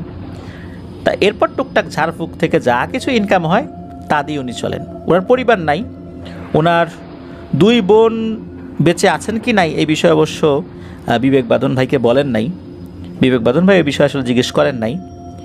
তো রবিতান্ত্রিক এরকম টুকটাক ঝাড়ফুঁক করেন, এছাড়া অন্য কোনো ধরনের বড় ধরনের যে কাজগুলো, এই কাজগুলো উনি আর করেন না। বান মারা তো দূরের কথা, কারণ ক্ষতির কোনো কাজই উনি করেন না। তো এটাই ছিল ঘটনা। প্রিয় লিসেনার্স, একটা দীর্ঘ ঘটনা, রবিতান্ত্রিকের ঘটনা, 1 ঘন্টার উপরে হয়ে গেছে ঘটনাটি যদি পুঙ্খানুপুঙ্খভাবে বিবরণ করা যেত, যেহেতু উনি নিজের মতো করে বলেছিলেন, এটা ওইভাবে পুঙ্খানুপুঙ্খ বিবরণ হয় না। যেমন কর্ণ পিশাচিনীকে কীভাবে হাজির করছেন, এরকম আরও অনেক ছোটো ছোটো বিভিন্ন ঘটনাগুলোর বিস্তারিত বিবরণ তো উনি দেন নাই। সেগুলো বলে তো এই ঘটনাটা অনেক বড় হয়ে যেত। তো যেভাবে উনি শুনেছেন সেভাবেই উপস্থাপন করার চেষ্টা করেছেন। আর সব কথা যে বলবেন না এটাও তো স্বাভাবিক, কারণ উনি এমন অনেক অপরাধ করছেন যেটা ফৌজদারি দণ্ডবিধিতে বড় ধরনের শাস্তি হতে পারে। এই বিষয়গুলো তো উনি নিজের মুখে স্বীকার করবেন না। এখন তার উনি এইসব কাজের মধ্যে নাই, তো যার কারণে উনি এইসব বিষয়গুলো এড়িয়েই গেছেন। আমরাও চাইবো না যে সেগুলো খুঁচিয়ে খুঁচিয়ে তার কাছ থেকে বের করতে। আর উনি যখন এই কাজগুলো করতেন সেটা তো আরও অনেক আগের ঘটনা আর কি। তো এভাবেই আর কি উনি এখন কোনোরকমভাবে জীবনযাপন করছেন। ওনারা এখন অনেক বয়স হয়ে গেছে, আগের মতো তার কাজ উনি পারেনও না। আর তান্ত্রিকদের কাজের একটা বড় বিশেষত্ব হচ্ছে যে ওনাদের অপরাধের কোনো প্রমাণ থাকে না। আপনি কোনোভাবেই তাকে গ্রেফতার করে বিচারের মুখোমুখি করে ওনাদের অপরাধগুলো প্রমাণ করা, এটা কিন্তু পসিবল না। বাংলাদেশের আইনে এই জাদুটোনার কিন্তু কোনো শাস্তি হয় না, কারণ কাউকে অপরাধী প্রমাণ করার জন্য যেই ধরনের ডকুমেন্টগুলো প্রয়োজন, প্রমাণ হওয়া প্রয়োজন, সাক্ষী প্রয়োজন, সেটা তো এই ধরনের অপরাধগুলোর ক্ষেত্রে হয় না। সৌদি আরবে কিন্তু জাদুটোনার শাস্তি মৃত্যুদণ্ড। সেখানে প্রমাণ করার সিস্টেম আছে বা অন্যান্য ব্যাপারগুলো আছে, সেখানে আইন আছে, কিন্তু আমাদের এই দেশে এগুলো নাই। যার কারণে এগুলো কোনোভাবেই প্রমাণ করে আপনি তাদেরকে শাস্তি দিতে পারবেন না। যার কারণে এই তান্ত্রিকরা হাজারো অপরাধ করলেও তাদেরকে কিন্তু শাস্তির আওতায় নিয়ে আসা যায় না। মুখে যদিও তারা স্বীকার করলো, তাতে লাভ কি? পরবর্তীতে তো আপনি কোনো কাগজপত্রের মাধ্যমে তাদেরকে অপরাধী প্রমাণ করতে পারবেন না। যার কারণে তারা যদি স্বীকারও করে তারপরও তাদেরকে বিচারের আওতায় নিয়ে আসা যায় না, যতক্ষণ পর্যন্ত তারা এমন কোনো অপরাধ সংগঠিত করতেছেন যেটার সাক্ষী রয়েছে, প্রমাণ রয়েছে। এছাড়া জাদুটোনার দ্বারা কাউকে ক্ষতি করলে তাদেরকে বিচারের আওতায় বাংলাদেশের প্রেক্ষাপট আর কি আনা পসিবল হয় না। তো এটাই ছিল ঘটনা। ধন্যবাদ জানাচ্ছি বিবেক বাঁধন ভাইকে। আশা করছি আপনার কাছ থেকে আরও অনেক ভয়ের ঘটনা পাবো। প্রিয় লিসেনার্স, চলুন আমরা চলে যাব আমাদের এবারের হরর নাইট এপিসোডের এই ৬৮তম আয়োজন দ্বিতীয় এবং শেষ ঘটনায়। আর এই ঘটনাটি পাঠিয়েছেন আমাদের নৌবাহিনীর একজন সদস্য ভাই। চলুন শুনে আসি সেই ঘটনাটি। প্রিয় লিসেনার্স, আসসালামু আলাইকুম। Feel the real fear with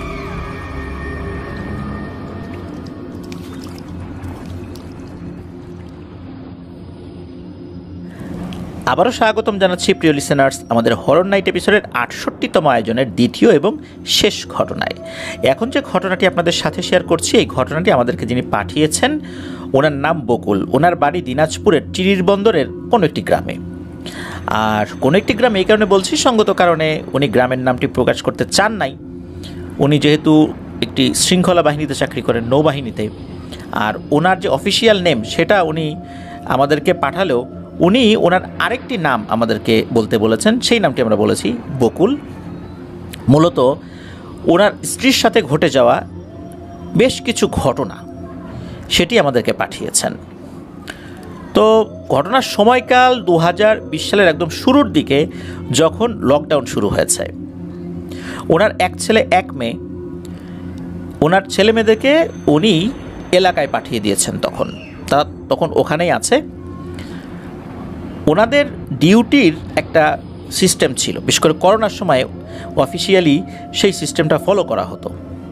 সেটা হচ্ছে যে এক গ্রুপ 14 দিন ডিউটি করতো, টানা 14 দিন ডিউটি।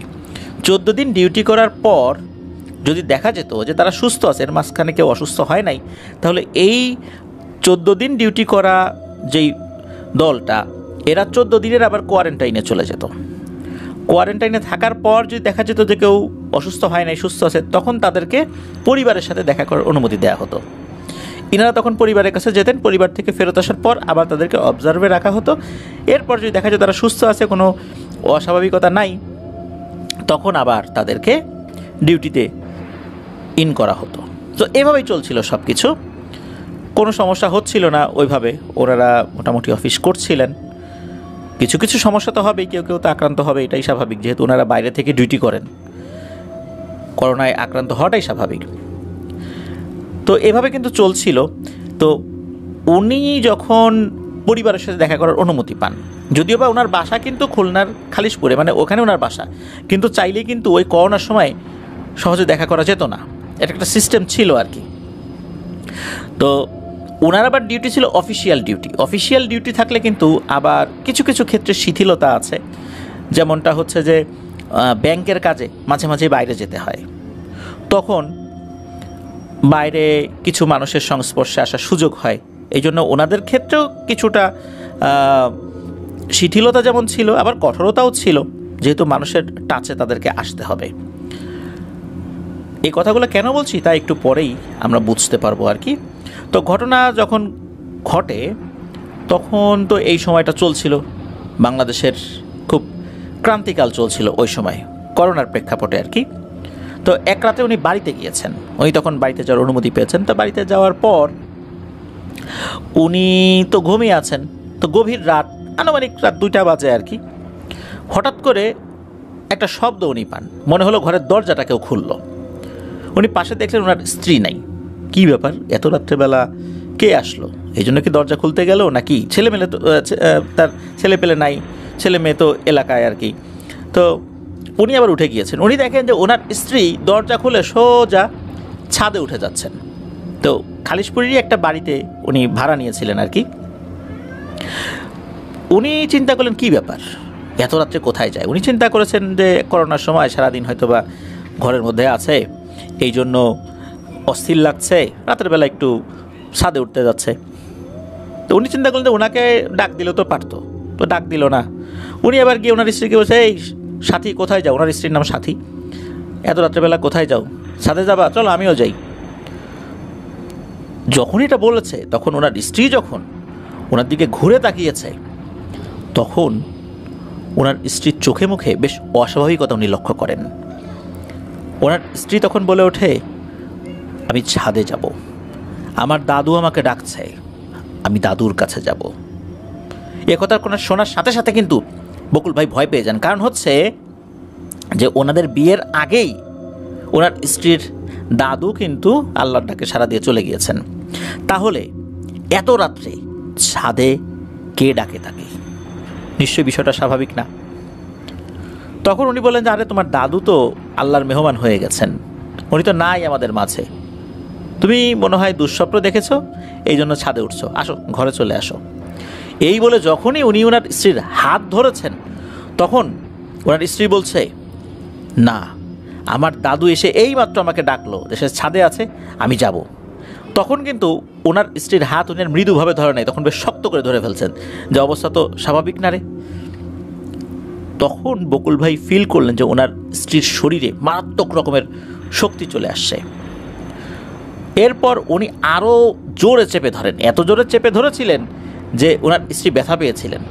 তখন ওর স্ত্রী বলে ওঠে, আমি চলে যাচ্ছি রে, চলে যাচ্ছি, আবার আসবো। এত জোরে হাত ধরলি যে আমি ব্যথা পাইলাম, এর ফলটা কিন্তু ভালো হবে না, দেখিস। যখন এটা বলল তখন বকুল ভাই বুঝলেন যে তাই তো, যা চিন্তা করছিলাম সেটাই, এটা স্বাভাবিক কিছু না। হঠাৎ করে ওনার স্ত্রীর মনে হলো যে সেন্সলেস হওয়ার মতো অবস্থা হয়ে গেছে, পুরোপুরি না, উনি সাথে সাথে ধরে ফেলেন, তাড়াতাড়ি করে টেনে নিয়ে এসে বিছানায় শুইয়ে দেন। বুঝতে পারছেন যে প্যারানরমাল কোনো এন্টিটি তার উপর ভর করেছিল, কিন্তু হঠাৎ করে কেন এমনটা হলো, এরকম তো হওয়ার কথা না। তো ওই রাতের মতো সব কিছু ঠিকঠাক হয়ে গেল। এরপরে বেশ কিছুদিন আবার স্বাভাবিকভাবে চলছিল, কোনো সমস্যা নাই। তো ওনাদের ডিউটিও ঠিক ওই একই রকমভাবে চলছিল। মাঝে মাঝে কিছু সমস্যা দেখা দিত, সেটা হচ্ছে যে যদি কখনো এমন হতো যে কোনো রিলিভার বলতে বোঝায় যে যিনি ডিউটি করবেন, যদি ওই ব্যক্তি কোনো কারণে অ্যাবসেন্ট থাকে, অসুস্থ হয়ে যায়, তখন তার রিপ্লেস আরেকজন করবেন। এখন হয় কি যে উনি পরিবারের কাছে যাওয়ার অনুমতি পেয়েছেন, তখন ওনার জায়গায় যিনি এসে ডিউটি করবেন, রিলিভার, সে আবার অসুস্থ, যার কারণে কি হয়েছে, ওনাকেই আবার ডিউটি করতে হবে। এখন বাড়িতে তো যেতে পারছেন না। এর ভিতর কি হয় যে ওনার সিনিয়র একজন অফিসার, তার রুমে যেতে হবে, উনি ব্রিফিং দিবেন। আর সাধারণত এই ধরনের ব্রিফিংগুলোর ক্ষেত্রে সবাই কিন্তু তাদের মোবাইল ফোন বন্ধ রাখে, সাইলেন্ট তো অবশ্যই রাখতে হবে, ফোন বাজলেই কিন্তু অফিসারদের বেশ কড়া কথা শুনতে হবে, কারণ এটা কিন্তু সিস্টেম না কোনো একটা গুরুত্বপূর্ণ মিটিংয়ে মোবাইল ফোন সাইলেন্ট না করা অথবা চালু রাখা, আবার কল আসলে সেটা রিসিভ করে কথা বলা, এটা কিন্তু এই ধরনের শৃঙ্খলা বাহিনীতে না, শুধু এই ধরনের মিটিংগুলোতে এটা শিষ্টাচার বিবর্জিত। এই কারণে উনি মোবাইল ফোনটা সাইলেন্ট রেখেছিলেন, তবে ভাইব্রেশনটা অন রেখেছিলেন। তো উনি যখন ওনার সিনিয়র অফিসারদের কাছ থেকে ব্রিফিং দিচ্ছিলেন যে পরবর্তীতে কীভাবে কোন কাজ করতে হবে, সবাইকে যখন ব্রিফিং দিচ্ছিল, তখন হঠাৎ করে ওনার ওয়াইফের কল আসে। উনি তখন কেটে দেন কল, তখন তো কথা বলা যাবে না। তো এরকম কয়েকবার কল আসে, উনি কেটে দিয়েছেন। এরপর যখন উনি দেখলেন যে বারবার কল প্রতিনিয়ত করেই যাচ্ছে, এরপর উনি ওই সময় তো আসলে বের হতে পারছেন না, বের হয়ে কলটা রিসিভ করতে পারছেন না, উনি কী করছেন, মোবাইলটা বন্ধ করে দিয়েছেন। এর অল্প সময় পরেই ব্রিফিং শেষ হয়ে যায়, উনি ওই রুম থেকে বাইরে বের হয়ে আসেন। বের হয়ে আসার পর ওনার স্ত্রীকে উনি ফোনটা খুলে আবার কল করেছেন। কল করার পর ওনার স্ত্রী তো অনেক বাজে ভাষায় গালিগালাজ করছে, কেন তার ফোনটা রিসিভ করা হলো না। তো এই ধরনের আচরণ কিন্তু উনি এটা আগে কখনো দেখেন নাই। উনি অবাক হয়ে যান যে তুমি আমার সাথে এরকম করে খারাপ আচরণ করতেছো কেন। তখন ওনার স্ত্রীও গালিগালাজ শুরু করে দেয়। এরপর ওনার স্ত্রী বলেন যে আমাকে এক্ষুনি একটা ফোন কিনে দিবা, অথবা তোমার ফোনটা আমাকে দিয়ে যাবা, আমার এই ফোন নষ্ট, কথা শোনা যায় না।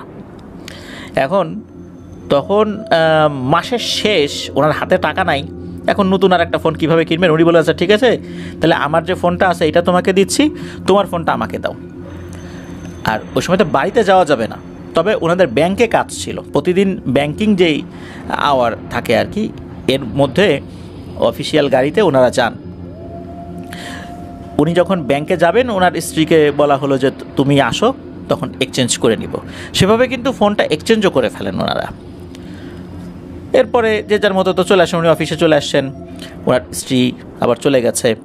এর কয়েকদিন পর উনি যখন আবার পরিবারের কাছে যাওয়ার অনুমতি পেয়েছেন, যাওয়ার পর আবার একটা সমস্যা শুরু হয়ে যায়।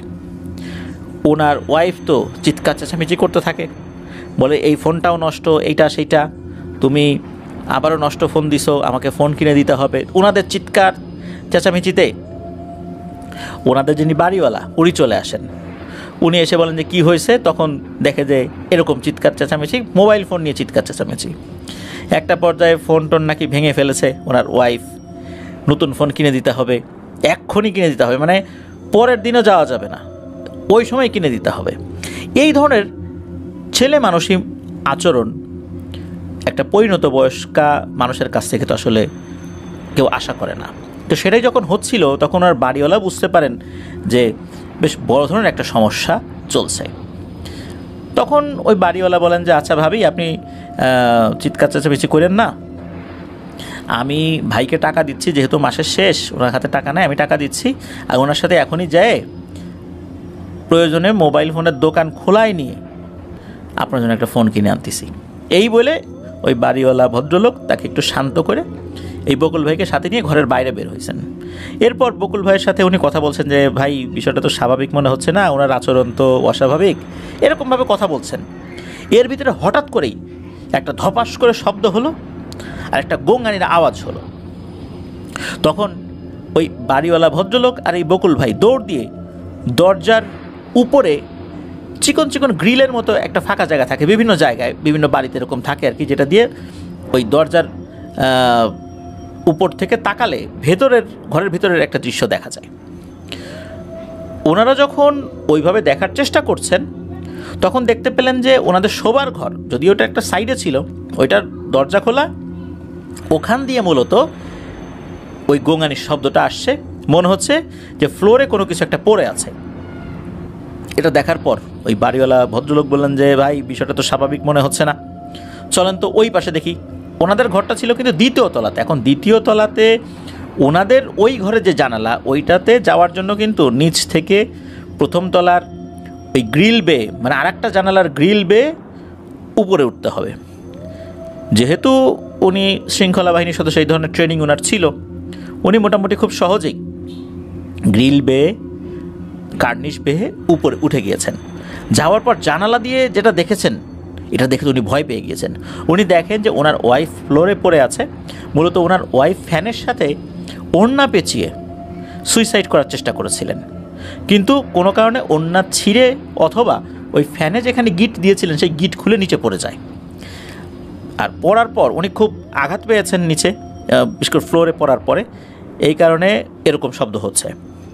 তখন এই বাড়িওয়ালা আর এই বকুল ভাই, ওনারা তো দরজা ভেঙে প্রবেশ করেছেন। দরজা ভেঙে প্রবেশ করার পর তাকে হসপিটালে নিয়ে যাবেন এরকম চেষ্টা করছেন। আর ওই সময় আসলে করোনার সময় তো গাড়ি টাড়ি তো এরকম অ্যাভেলেবল ছিল না, কারণ একটা নির্দিষ্ট সময় পর চলাচল একদম রেস্ট্রিক্টেড হয়ে যেত। দিনের বেলাতেই কিন্তু কোনো ধরনের গণপরিবহন বা এরকম কোনো কিছু বা রিক্সা এগুলো বের হওয়ার অনুমতি ছিল না। এটা তো আমরা ওই সময়ে যেরকম ছিল আমরা তো জানি। তারপরে অনেক কষ্ট করে ওনাকে একটা অটোরিকশা ম্যানেজ করে হসপিটালে নিয়ে যাওয়া হয়। প্রতিমধ্যে পুলিশে আটকে ছিল, যখন দেখা গেল যে অসুস্থ মানুষকে হসপিটালে নিয়ে যাওয়া হচ্ছে তখন তারা ছেড়ে দিয়েছেন আর কি। তারপর ডাক্তার দেখানো হয়, চেক আপ করা হয়। এরপর যখন একটা ওষুধ ডাক্তার সাজেস্ট করেছেন, প্রেসক্রিপশন লিখে দিয়েছেন এবং যে এটা নিয়ে আসতে, তখন ওনার ওয়াইফ বলতে থাকে যে এই বকুল আমার গলা চিপে ধরছে, আমার হাত ভেঙে দিয়েছে, আমাকে মেরে চোখ নষ্ট করে দিয়েছে। তো ডাক্তার সাহেব বলছেন যে আচ্ছা বকুল সাহেব, আপনি কিসের চাকরি করেন? তখন উনি বললেন আমি নৌবাহিনীতে চাকরি করি। তখন বলছে আপনার ওয়াইফ যেই বিষয়গুলো বলছে, আপনার নামে যে অভিযোগ করছে, এইটা যদি লিখিতভাবে দেয় তখন বুঝতে পারছেন যে আপনার কী অবস্থা হবে। এটা তো পুলিশ কেস, বিষয়টা তো স্বাভাবিক মনে হচ্ছে না। তারপরও এরকম সমস্যা হতেই পারে, আপনি যান ওষুধ নিয়ে আসেন, আমি দেখছি কি করা যায়। আর আপনি আপনার ওয়াইফের সাথে ভালো আচরণ করবেন, মারধর করবেন না। এইসব কথা শুনে মানে বকুল ভাই তো অবাক, ওনার বাড়িওয়ালা আছেন তিনিও অবাক, কারণ উনি তো সাক্ষী। আসলে বুঝতে পারছেন না যে কেন এমনটা বলছে, এরকম নালিশ কেন করছে। কারণ বাড়িওয়ালা উনি তো তখনও জানেন না যে সমস্যাটা কী। আর ওনার ওয়াইফ ডাক্তার সামনে এই ধরনের অভিযোগ করছেন, এটা তো নারী নির্যাতন মামলা। আর শৃঙ্খলা বাহিনীতে কিন্তু এই ধরনের অভিযোগ খুবই গুরুতর। এটা যারা শৃঙ্খলা বাহিনীতে আছেন তারা জানেন আর কি। কোনো মতে ডাক্তার এই বিষয়টাকে ট্যাকেল দেন আর কি। এরপর বাসায় নিয়ে আসেন। বাসায় নিয়ে আসার পর ঘটে আর একটা ভয়ঙ্কর ঘটনা। সেটা হচ্ছে নিয়ে আসার পরপরই এক দৌড়ে ওনার ওয়াইফ সাথী চলে যান ছাদে। সেখান থেকে লাফ দিয়ে নিচে পড়বেন, মানে সুইসাইড করবেন। কোনো মতে তাকে ধরা হয়, আর ওই বাড়িওয়ালা বলে দেন যে ভাই এমনিতে করোনার একটা সমস্যা চলতেছে, তারপর আপনাদের এই যে সমস্যা চলতেছে আমি এই লোড আর নিতে পারতেছি না, আপনারা ভাই আমার বাসাটা ছেড়ে দেন, অন্য বাসায় চলে যান। পরে এই আত্মহত্যা হবে, একজন আর একজনের মারধর করবেন, পুলিশ কেস হবে, এরপর আমাকে জেলে যেতে হবে। সুতরাং আমি এসব ঝামেলা নিতে হবে না ভাই, আমার বাসাটা ছেড়ে দেন, আর যদি থাকতে চান ভালো হয়ে থাকেন, এ ধরনের কোনো হই হট্টগোল করবেন না। বাড়িওয়ালা নেহায়েত বিরক্ত হয়ে এই বিষয়গুলো বলেছিলেন, কারণ আসলে এই ধরনের সমস্যা যদি হয়, ছাদ থেকে কেউ লাফিয়ে পড়ে, সুইসাইড করে, ঘরের ভিতরে কেউ গলায় দড়ি দেয়, তাহলে কিন্তু ওই ফ্ল্যাটগুলো ভাড়া হওয়াটা বেশ জটিল হয়ে যায়, যে ওই বাড়িতে ওই ফ্ল্যাটে একজন লোক মারা গেছে। মানুষের মধ্যে কিন্তু একটা নেগেটিভিটি কাজ করে, আর দেখা যায় এই ধরনের ফ্ল্যাটগুলোতে বিভিন্ন প্যারানরমাল ঘটনা পরবর্তীতে ঘটে। এটা তার বাড়ির জন্য ক্ষতির একটা কারণ, বাড়ির বদনাম, সেই সাথে উনি মানসিকভাবে আর্থিকভাবে সব দিক থেকে ক্ষতিগ্রস্ত হবেন বাড়িওয়ালা। এই জন্যই কিন্তু উনি বিষয়টা বুঝতে পেরে বলেছিলেন। তো যাই হোক, বকুল ভাই অনেক কষ্টে তাকে ঘরে নিয়ে আসার চেষ্টা করেন। এরপর প্রতিনিয়ত এই ধরনের সমস্যা চলতে থাকে। উনি যখন দেখলেন ওনার ওয়াইফ এরকম আচরণ করছে, এর মধ্যেই আর একটা ঘটনা ঘটে। সেটা হচ্ছে যে পরের রাত্রে ওনার ছেলে মেয়ে ফোন করেছে, ফোন করে বলেছে যে নানা মারা গেছেন, নানা মারা গেছে। তাহলে এখন কিভাবে যাবেন? ওনার তো খুলনা থেকে কোনোভাবেই দিনাজপুরের চিরির বন্দর যাওয়ার কোনো উপায় নেই। ওই সময়ে গণপরিবহন তো সবই বন্ধ, কোনো সুযোগই নেই, কি আর করা, যেতে পারবেন না।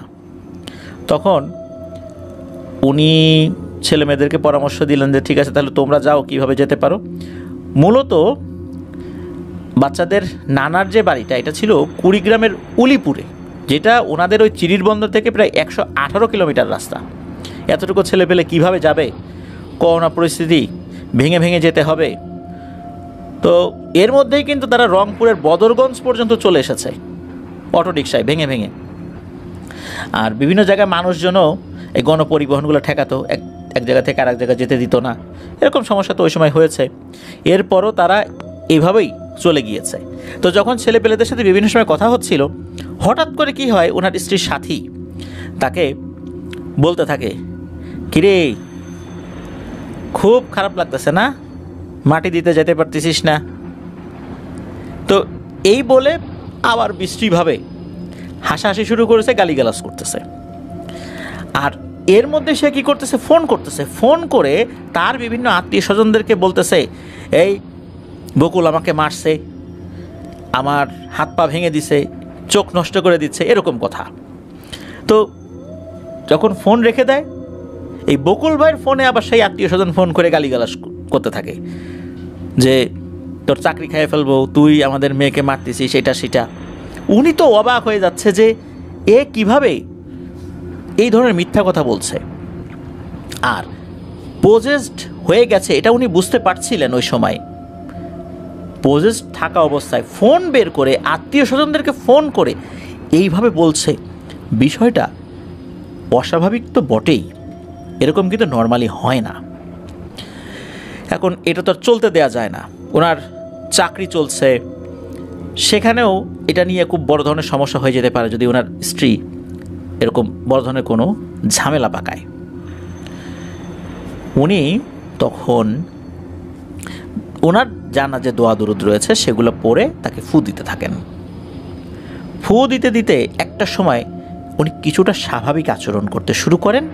এরপর এই বকুল ভাই উনি সাহস করে বলতে থাকেন, তুই কেন আমার ওয়াইফের শরীরে আসছিস, বল কে তুই, কেন আসলি?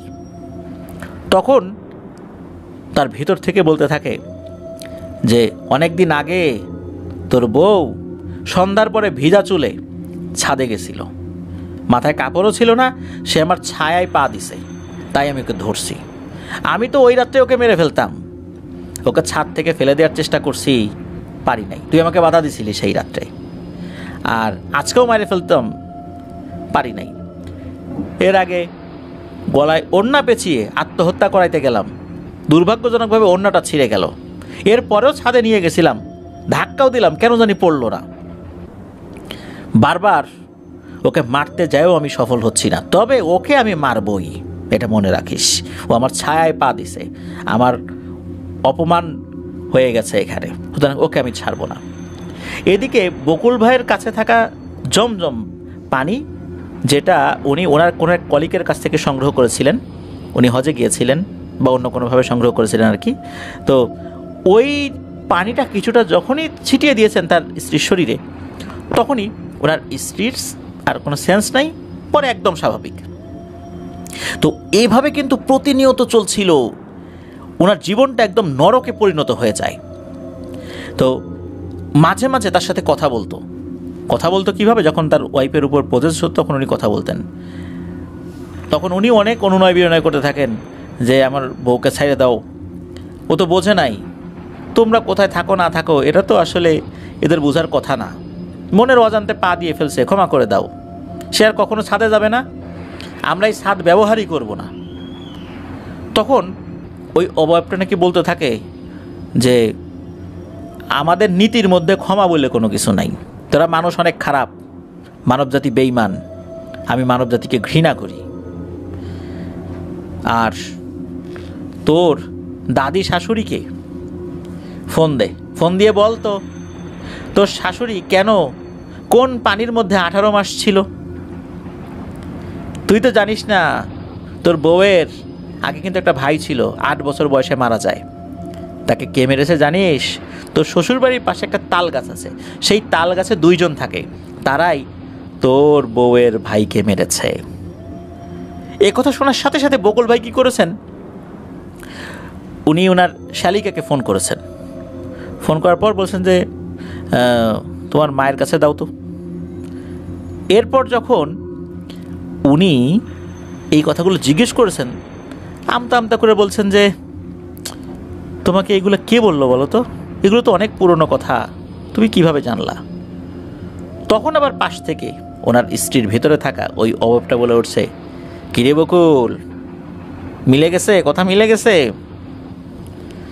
এরপর উনি ফোনটা কেটে জিজ্ঞেস করেন, সত্যি করে বলো তো তোমার নাম কি? প্রথমে নাকি নাম বলতে চাইছিল না, অনেক অনুরোধের পর বলল, আমার নাম চম্পা। আমি যে জায়গায় থাকি তার পাশে একটা শ্মশান ঘাট ছিল, সেই শ্মশান ঘাটে আমার মতো আরও অনেকেই আছে, আর এই পথটা আমাদের একটা যাতায়াতের রাস্তা। আর ওই সময় যখন সন্ধ্যার পর আমি যাচ্ছিলাম তখনই মূলত এই ঘটনা ঘটছে। আর এরপর এই রকম ঘটনা ঘটানো শুরু করে দিছে। তখন বকুল ভাই বলেন, আচ্ছা যা হওয়ার হয়ে গেছে, মাফ করে দাও, বিনিময়ে কী চাও বলো, আমি আমার সাধ্য মতো তোমার চাওয়া পূরণ করব। তখন নাকি ওইটা বলে ওঠে, খাসি খাবো। তখন বকুল ভাই বলে, আচ্ছা ঠিক আছে দেবো, কোন কালারের কত বড় খাসি খাবা, কোন জায়গায় দিয়ে আসতে হবে বলবা, আমি দিয়ে আসবো, এখন চলে যাও।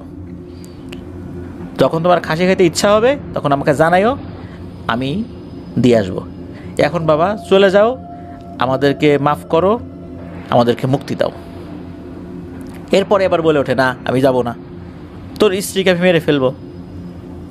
এই বলতেছে যে খাসি খাবো, খাসি দিলে চলে যাব, আবার বলছে যাব না, মেরে ফেলবো। এ কি মুসিবত, এর থেকে মুক্ত কিভাবে ওনারা হবেন, এটা নিয়ে কিন্তু বকুল ভাই চিন্তা করছেন। তখন ওনার মাথায় একটা চিন্তা আসে যে 3 কুল পরে পানিতে ফু দিয়ে যদি গায়ে ছিটিয়ে দেওয়া যায় তাহলে হয়তো বা আপাতত সমাধান হবে। ওনার এক ফুফাতো ভাই ছোটোবেলায় ওনাকে বলেছিলেন, উনি সেই পদ্ধতিটা অবলম্বন করেন। এরপর দেখেন যে আসলে কাজ হয়েছে, সমস্যা হয় নাই, ওনার স্ত্রী স্বাভাবিক হয়ে যায়। আর এই যে সমস্যাটা চলছে, এই যে খাসি এই প্রসঙ্গ, তখন এই বকুল ভাই উনি ওনার এক কলিগকে ফোন দেন, যার নাম হচ্ছে মহসিন মিয়াজি। উনি 1 বছরের উপর হলো রিটায়ারমেন্টে গিয়েছেন আর কি। এই মহসিন মিয়াজি ওনার এক কলিগ, তো তার সাথে এই বিষয়ে কথা বলেন। তখন উনি একজন হুজুরের সাথে কানেক্ট করে দেন আর কি। সে হুজুরের সাথেও কথা হয়, যে হুজুর বেশ কিছু জিনিস নিয়ে যেতে বলেন, যে 100 গ্রাম সরিষার তেল, তারপরে মিনারেল ওয়াটারের একটা বোতল আর কি, এগুলো যেন নিয়ে যান, আর আসরের সময় যেন তার সাথে দেখা করেন। তো পরের দিন উনি এই কাজটি করেছেন আর কি। উনি যখন এই কাজটা করে বাসায় গিয়েছেন, তখন ওনাকে ওনার ওয়াইফ বলতে থাকে, কিরে হুজুরকে ফোন দিয়েছিলি, এসব পানি পড়া তেল পড়া এগুলো দিয়ে কিচ্ছু হবে না রে আমার, ওই হুজুর কিছুই করতে পারবে না। এটা শোনার পর ওনারও খুব রাগ হয়ে যায়, তখন আবার দ্রুত জমজমের পানি নিয়ে এসে ছিটিয়ে দেন। তখন আর ওই যে ওই দোয়া পরে আবার পানিতে ফু দিয়ে যে ছিটাবেন, এরকম ধৈর্য ওনার ছিল না। এরপর আবার ওনার ওয়াইফ স্বাভাবিক হয়ে যায়। ওনার ওয়াইফকে সাথে নিয়েই মূলত সেই হুজুরের কাছে পরবর্তীতে গিয়েছিলেন। হুজুরের সামনে ওনার ওয়াইফকে বসানো হয়। হুজুর ওনার ওয়াইফকে বলেন যে, মা বলো তো কিছু দেখতে পাচ্ছ কি না? তখন ওর ওয়াইফ বলছে যে, জি হুজুর দেখতে পাচ্ছি, আমি দেখতে পাচ্ছি পাগড়ি পরা বেশ বয়স্ক একজন মানুষ, উনি হেঁটে হেঁটে রুমের দিকে আসতেছেন। তখন উনি বলেন যে, এটা শুধু তুমিই দেখবা, অন্য কেউ দেখবে না, এটা খুব ভালো একটা পরহেজগার জিন। তো ওনার ওয়াইফ এটা দেখে যে ওই অবয়বটা আসলো, এসে হুজুরকে সালাম দিল। তখন ওই হুজুর যেই কথাগুলো বলছে, এটা অবশ্য উপস্থিত সবাই শুনছিলেন আর কি। উনি বলছেন যে, দেখো তো এই সাথী, এই মামনির সাথে নাকি চম্পা নামে এক ভয়ঙ্কর পিশাচিনী, সে এসে আস্তানা গাড়ছে, ওকে ধরে নিয়ে আসো। বলে যে ঠিক আছে হুজুর, যাচ্ছি, এই বলে চলে যায়। এর অল্প সময়ের মধ্যেই হঠাৎ করে এই বকুল ভাইয়ের স্ত্রী সাথীর কথার পরিবর্তন আসতে শুরু করে। তখন সে বলতে থাকে, এই আমাকে ছেড়ে দে, আমাকে ডাকছিস কেন, ছাড়, নাহলে কিন্তু অনেক ক্ষতি হয়ে যাবে। হুজুর তখন কিছুই না বলে ঝাড়ফুঁক শুরু করে দেন, রুকিয়া শুরু করে দেন। আর তখন আবার বলতে থাকে, এই ছাড় ছাড়, আর আসবো না, আর আসবো না, আর কোনোদিন আসবো না। হুজুর তখন তাকে তওবা করান যে আর কখনো আসবি না, এই সেই বলে তওবা করান। এরপর হুজুর আরও কিছু রুকিয়া করে সরিষার তেলে ফুটু দিয়ে পানি পরে দিয়ে আর জাফরানি লাল কালি দিয়ে কাগজে আরবি একটা দোয়া লিখে দেন, এবং সেটা ওই যে পানির যে বোতলটা, এই বোতলের ভিতরে দিয়ে দেন। সেই পানি এই সাথী ভাবিকে 21 দিন ব্যবহার করতে বলেন, আর তেলটা শরীরে মাখতে বলেছেন গোসলের আগে। তো ওখান থেকে ওনারা চলে আসেন, চিন্তা করেছেন যে ঘটনা এখানেই শেষ, আল্লাহর রহমতে আর কোনো সমস্যা হবে না। কিন্তু না, 3 দিন পরে একটা অদ্ভুত বিষয় দেখতে পান। সেটা হচ্ছে ওই বোতলের মধ্যে লাল কাগজটা নাই, মানে লাল কালি দিয়ে লেখা কাগজটা নাই। উনি চিন্তা করেছেন হয়তো বা কাগজটা পানিতে গলে গেছে। এরপরের দিন দেখেন তেলের বোতলটা, ওটা তো অনেকটা কমে গিয়েছে তেল ইউজ করতে করতে, তেলের বোতলটা পুরো ভর্তি, এবং সরিষার তেলের যে কালারটা পরিবর্তন হয়ে গেছে, সয়াবিন তেলের যেরকম কালার ওই রকম হয়ে গেছে। অদ্ভুত ব্যাপার। উনি দেখলেন যে ওনার ওয়াইফের আচার আচরণ স্বাভাবিক আছে, আগের মতোই আছে, কোনো সমস্যা নাই আর কি, আগের মতো ওরকম অবস্থায় যায় নাই আর কি। উনি মোটামুটি ভালো মন নিয়েই বাজারে গিয়েছেন, কিছু বাজারঘাট করতে হবে, কারণ এই পেরেশানিতে বাড়িতে কি আছে কি নাই এসব বিষয় চিন্তা করার অবকাশ আসলে ওনার ছিল না। তো বাজারে যাওয়ার পর হঠাৎ করে ওনার ফোনে ওনার ওয়াইফ ফোন করেছেন, চিন্তা করেছেন হয়তো বা কোনো কিছু লাগবে, যে লিস্ট দিয়ে দিয়েছিলেন সেই লিস্টে কোনো কিছু বাদ পড়ে গেছে সেটা বলার জন্য ফোন করেছেন। তো যখনই ফোন করেছে, ওপাশ থেকে ভয়ঙ্কর কিছু আওয়াজ উনি শুনতে পান। তখন বুঝতে পারেন নিশ্চয়ই অস্বাভাবিক কিছু ঘটেছে। ফোন রিসিভ করার পর গোঙানির আওয়াজ, এরপর বিশ্রী ভাষায় কিছু গালিগালাজও শুনতে পান। উনি ফোন কেটে দিয়ে দ্রুত বাসার দিকে আসা শুরু করেন। বাড়িতে এসেই যা দেখেন, এটা দেখে তো ওনার চক্ষু চরক গাছ। উনি দেখেন ওনার ফ্রিজে রাখা ইলিশ মাছ, এটা বের করে, তখন তো ফ্রোজেন অবস্থায় ছিল, ওই অবস্থাতেই ওনার ওয়াইফ কামড়ে কামড়ে সেটা খাওয়ার চেষ্টা করছে।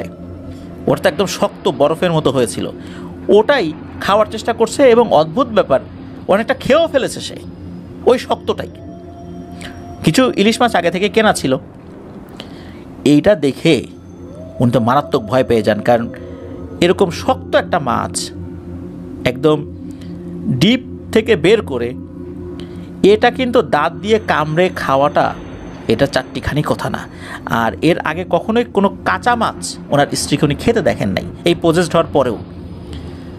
ওনার ফেরত আসা দেখে ওনার ওয়াইফ বড় বড় লাল চোখে বলতে থাকে, এই বকুল, ফ্রিজের উপর থেকে কোরআন শরীফটা সরা, এই কোরআন শরীফের কারণে আমি ভালোভাবে খেতে পারছি না, সরা সরা, তাড়াতাড়ি সরা। তখন এই বকুল ভাই বলতে থাকেন, ফ্রিজের উপর কোরআন শরীফ তো আমি রাখি নাই, তুমি তো রাখছো, মানে ওনার ওয়াইফ রাখছিলেন আর কি, তো তুমি রাখছো, তুমি সরাও, আমার ওযু নাই, তুমি সরাও। আর তুমি না ওয়াদা করছিলা তুমি আসবে না, তাহলে কেন আমার স্ত্রীকে আবার কষ্ট দিতে আসছো? তখন এই সাথী ভাবির ভেতর থেকে বলে ওঠে, আরে বোকা, আমি সেই চম্পা না, আমি আর একজন। এক চম্পা গেছে, আর এক চম্পা আসছে।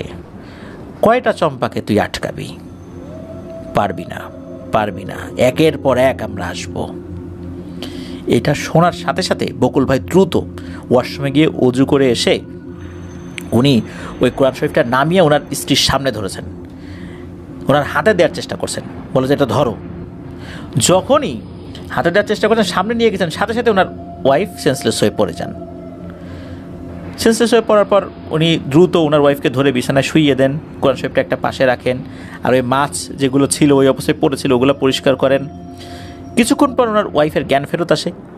ফেরত আসার পর ওনার ওয়াইফ বলেন যে কী ব্যাপার, তুমি না বাজারে গেছিলা, কখন আসলা? আর আমি বিছানায় শুয়ে আছি কেন? আমি তো কী যেন কাজ করতেছিলাম, রান্না করেছিলাম। ওনার আসলে কিছু মনেই নেই এই ঘটনা ঘটছে। তখন বলা হয় যে এই কাজ করতেছিল, চম্পা তো আবার ফেরত আসছে, তবে এবার চম্পা না, এবার আর একটা আসছে, এ শুধু হুমকি ধমকি দিচ্ছে। তো এরকম সমস্যা কিন্তু চলছে। একবার কি হয় যে উনি বাসায় ফিরছেন, বকুল ভাই বটি নিয়ে আসছেন তাকে কোপাতে, ভয়ঙ্কর রক্তবর্ণ চোখে, এত বড় বড় চোখ করে তাকিয়েছেন, এত বড় বড় চোখে আসলে কেউ তাকাতেই পারে না। মানুষ আমরা যারা আছি, আমরা যদি চোখ বড় বড় করি কত বড় হতে পারে, কিন্তু মনে হচ্ছে ভেতর থেকে চোখ ঠিকরে বের হয়ে আসছে, এমন একটা অবস্থা। তো অনেক কষ্টে উনি হাত থেকে বটিটা কেড়ে নিতে সক্ষম হয়েছেন আল্লাহর রহমতে। এরপর উনি অনেক হুজুরকে দেখিয়েছেন, স্থায়ী কোনো উপকার হচ্ছিল না। এরপর উনি সিদ্ধান্ত নিলেন যে উনি যতটুকু যা জানেন সেটা দিয়েই ওনার ওয়াইফের উপর উনি রুকিয়া করার চেষ্টা করবেন।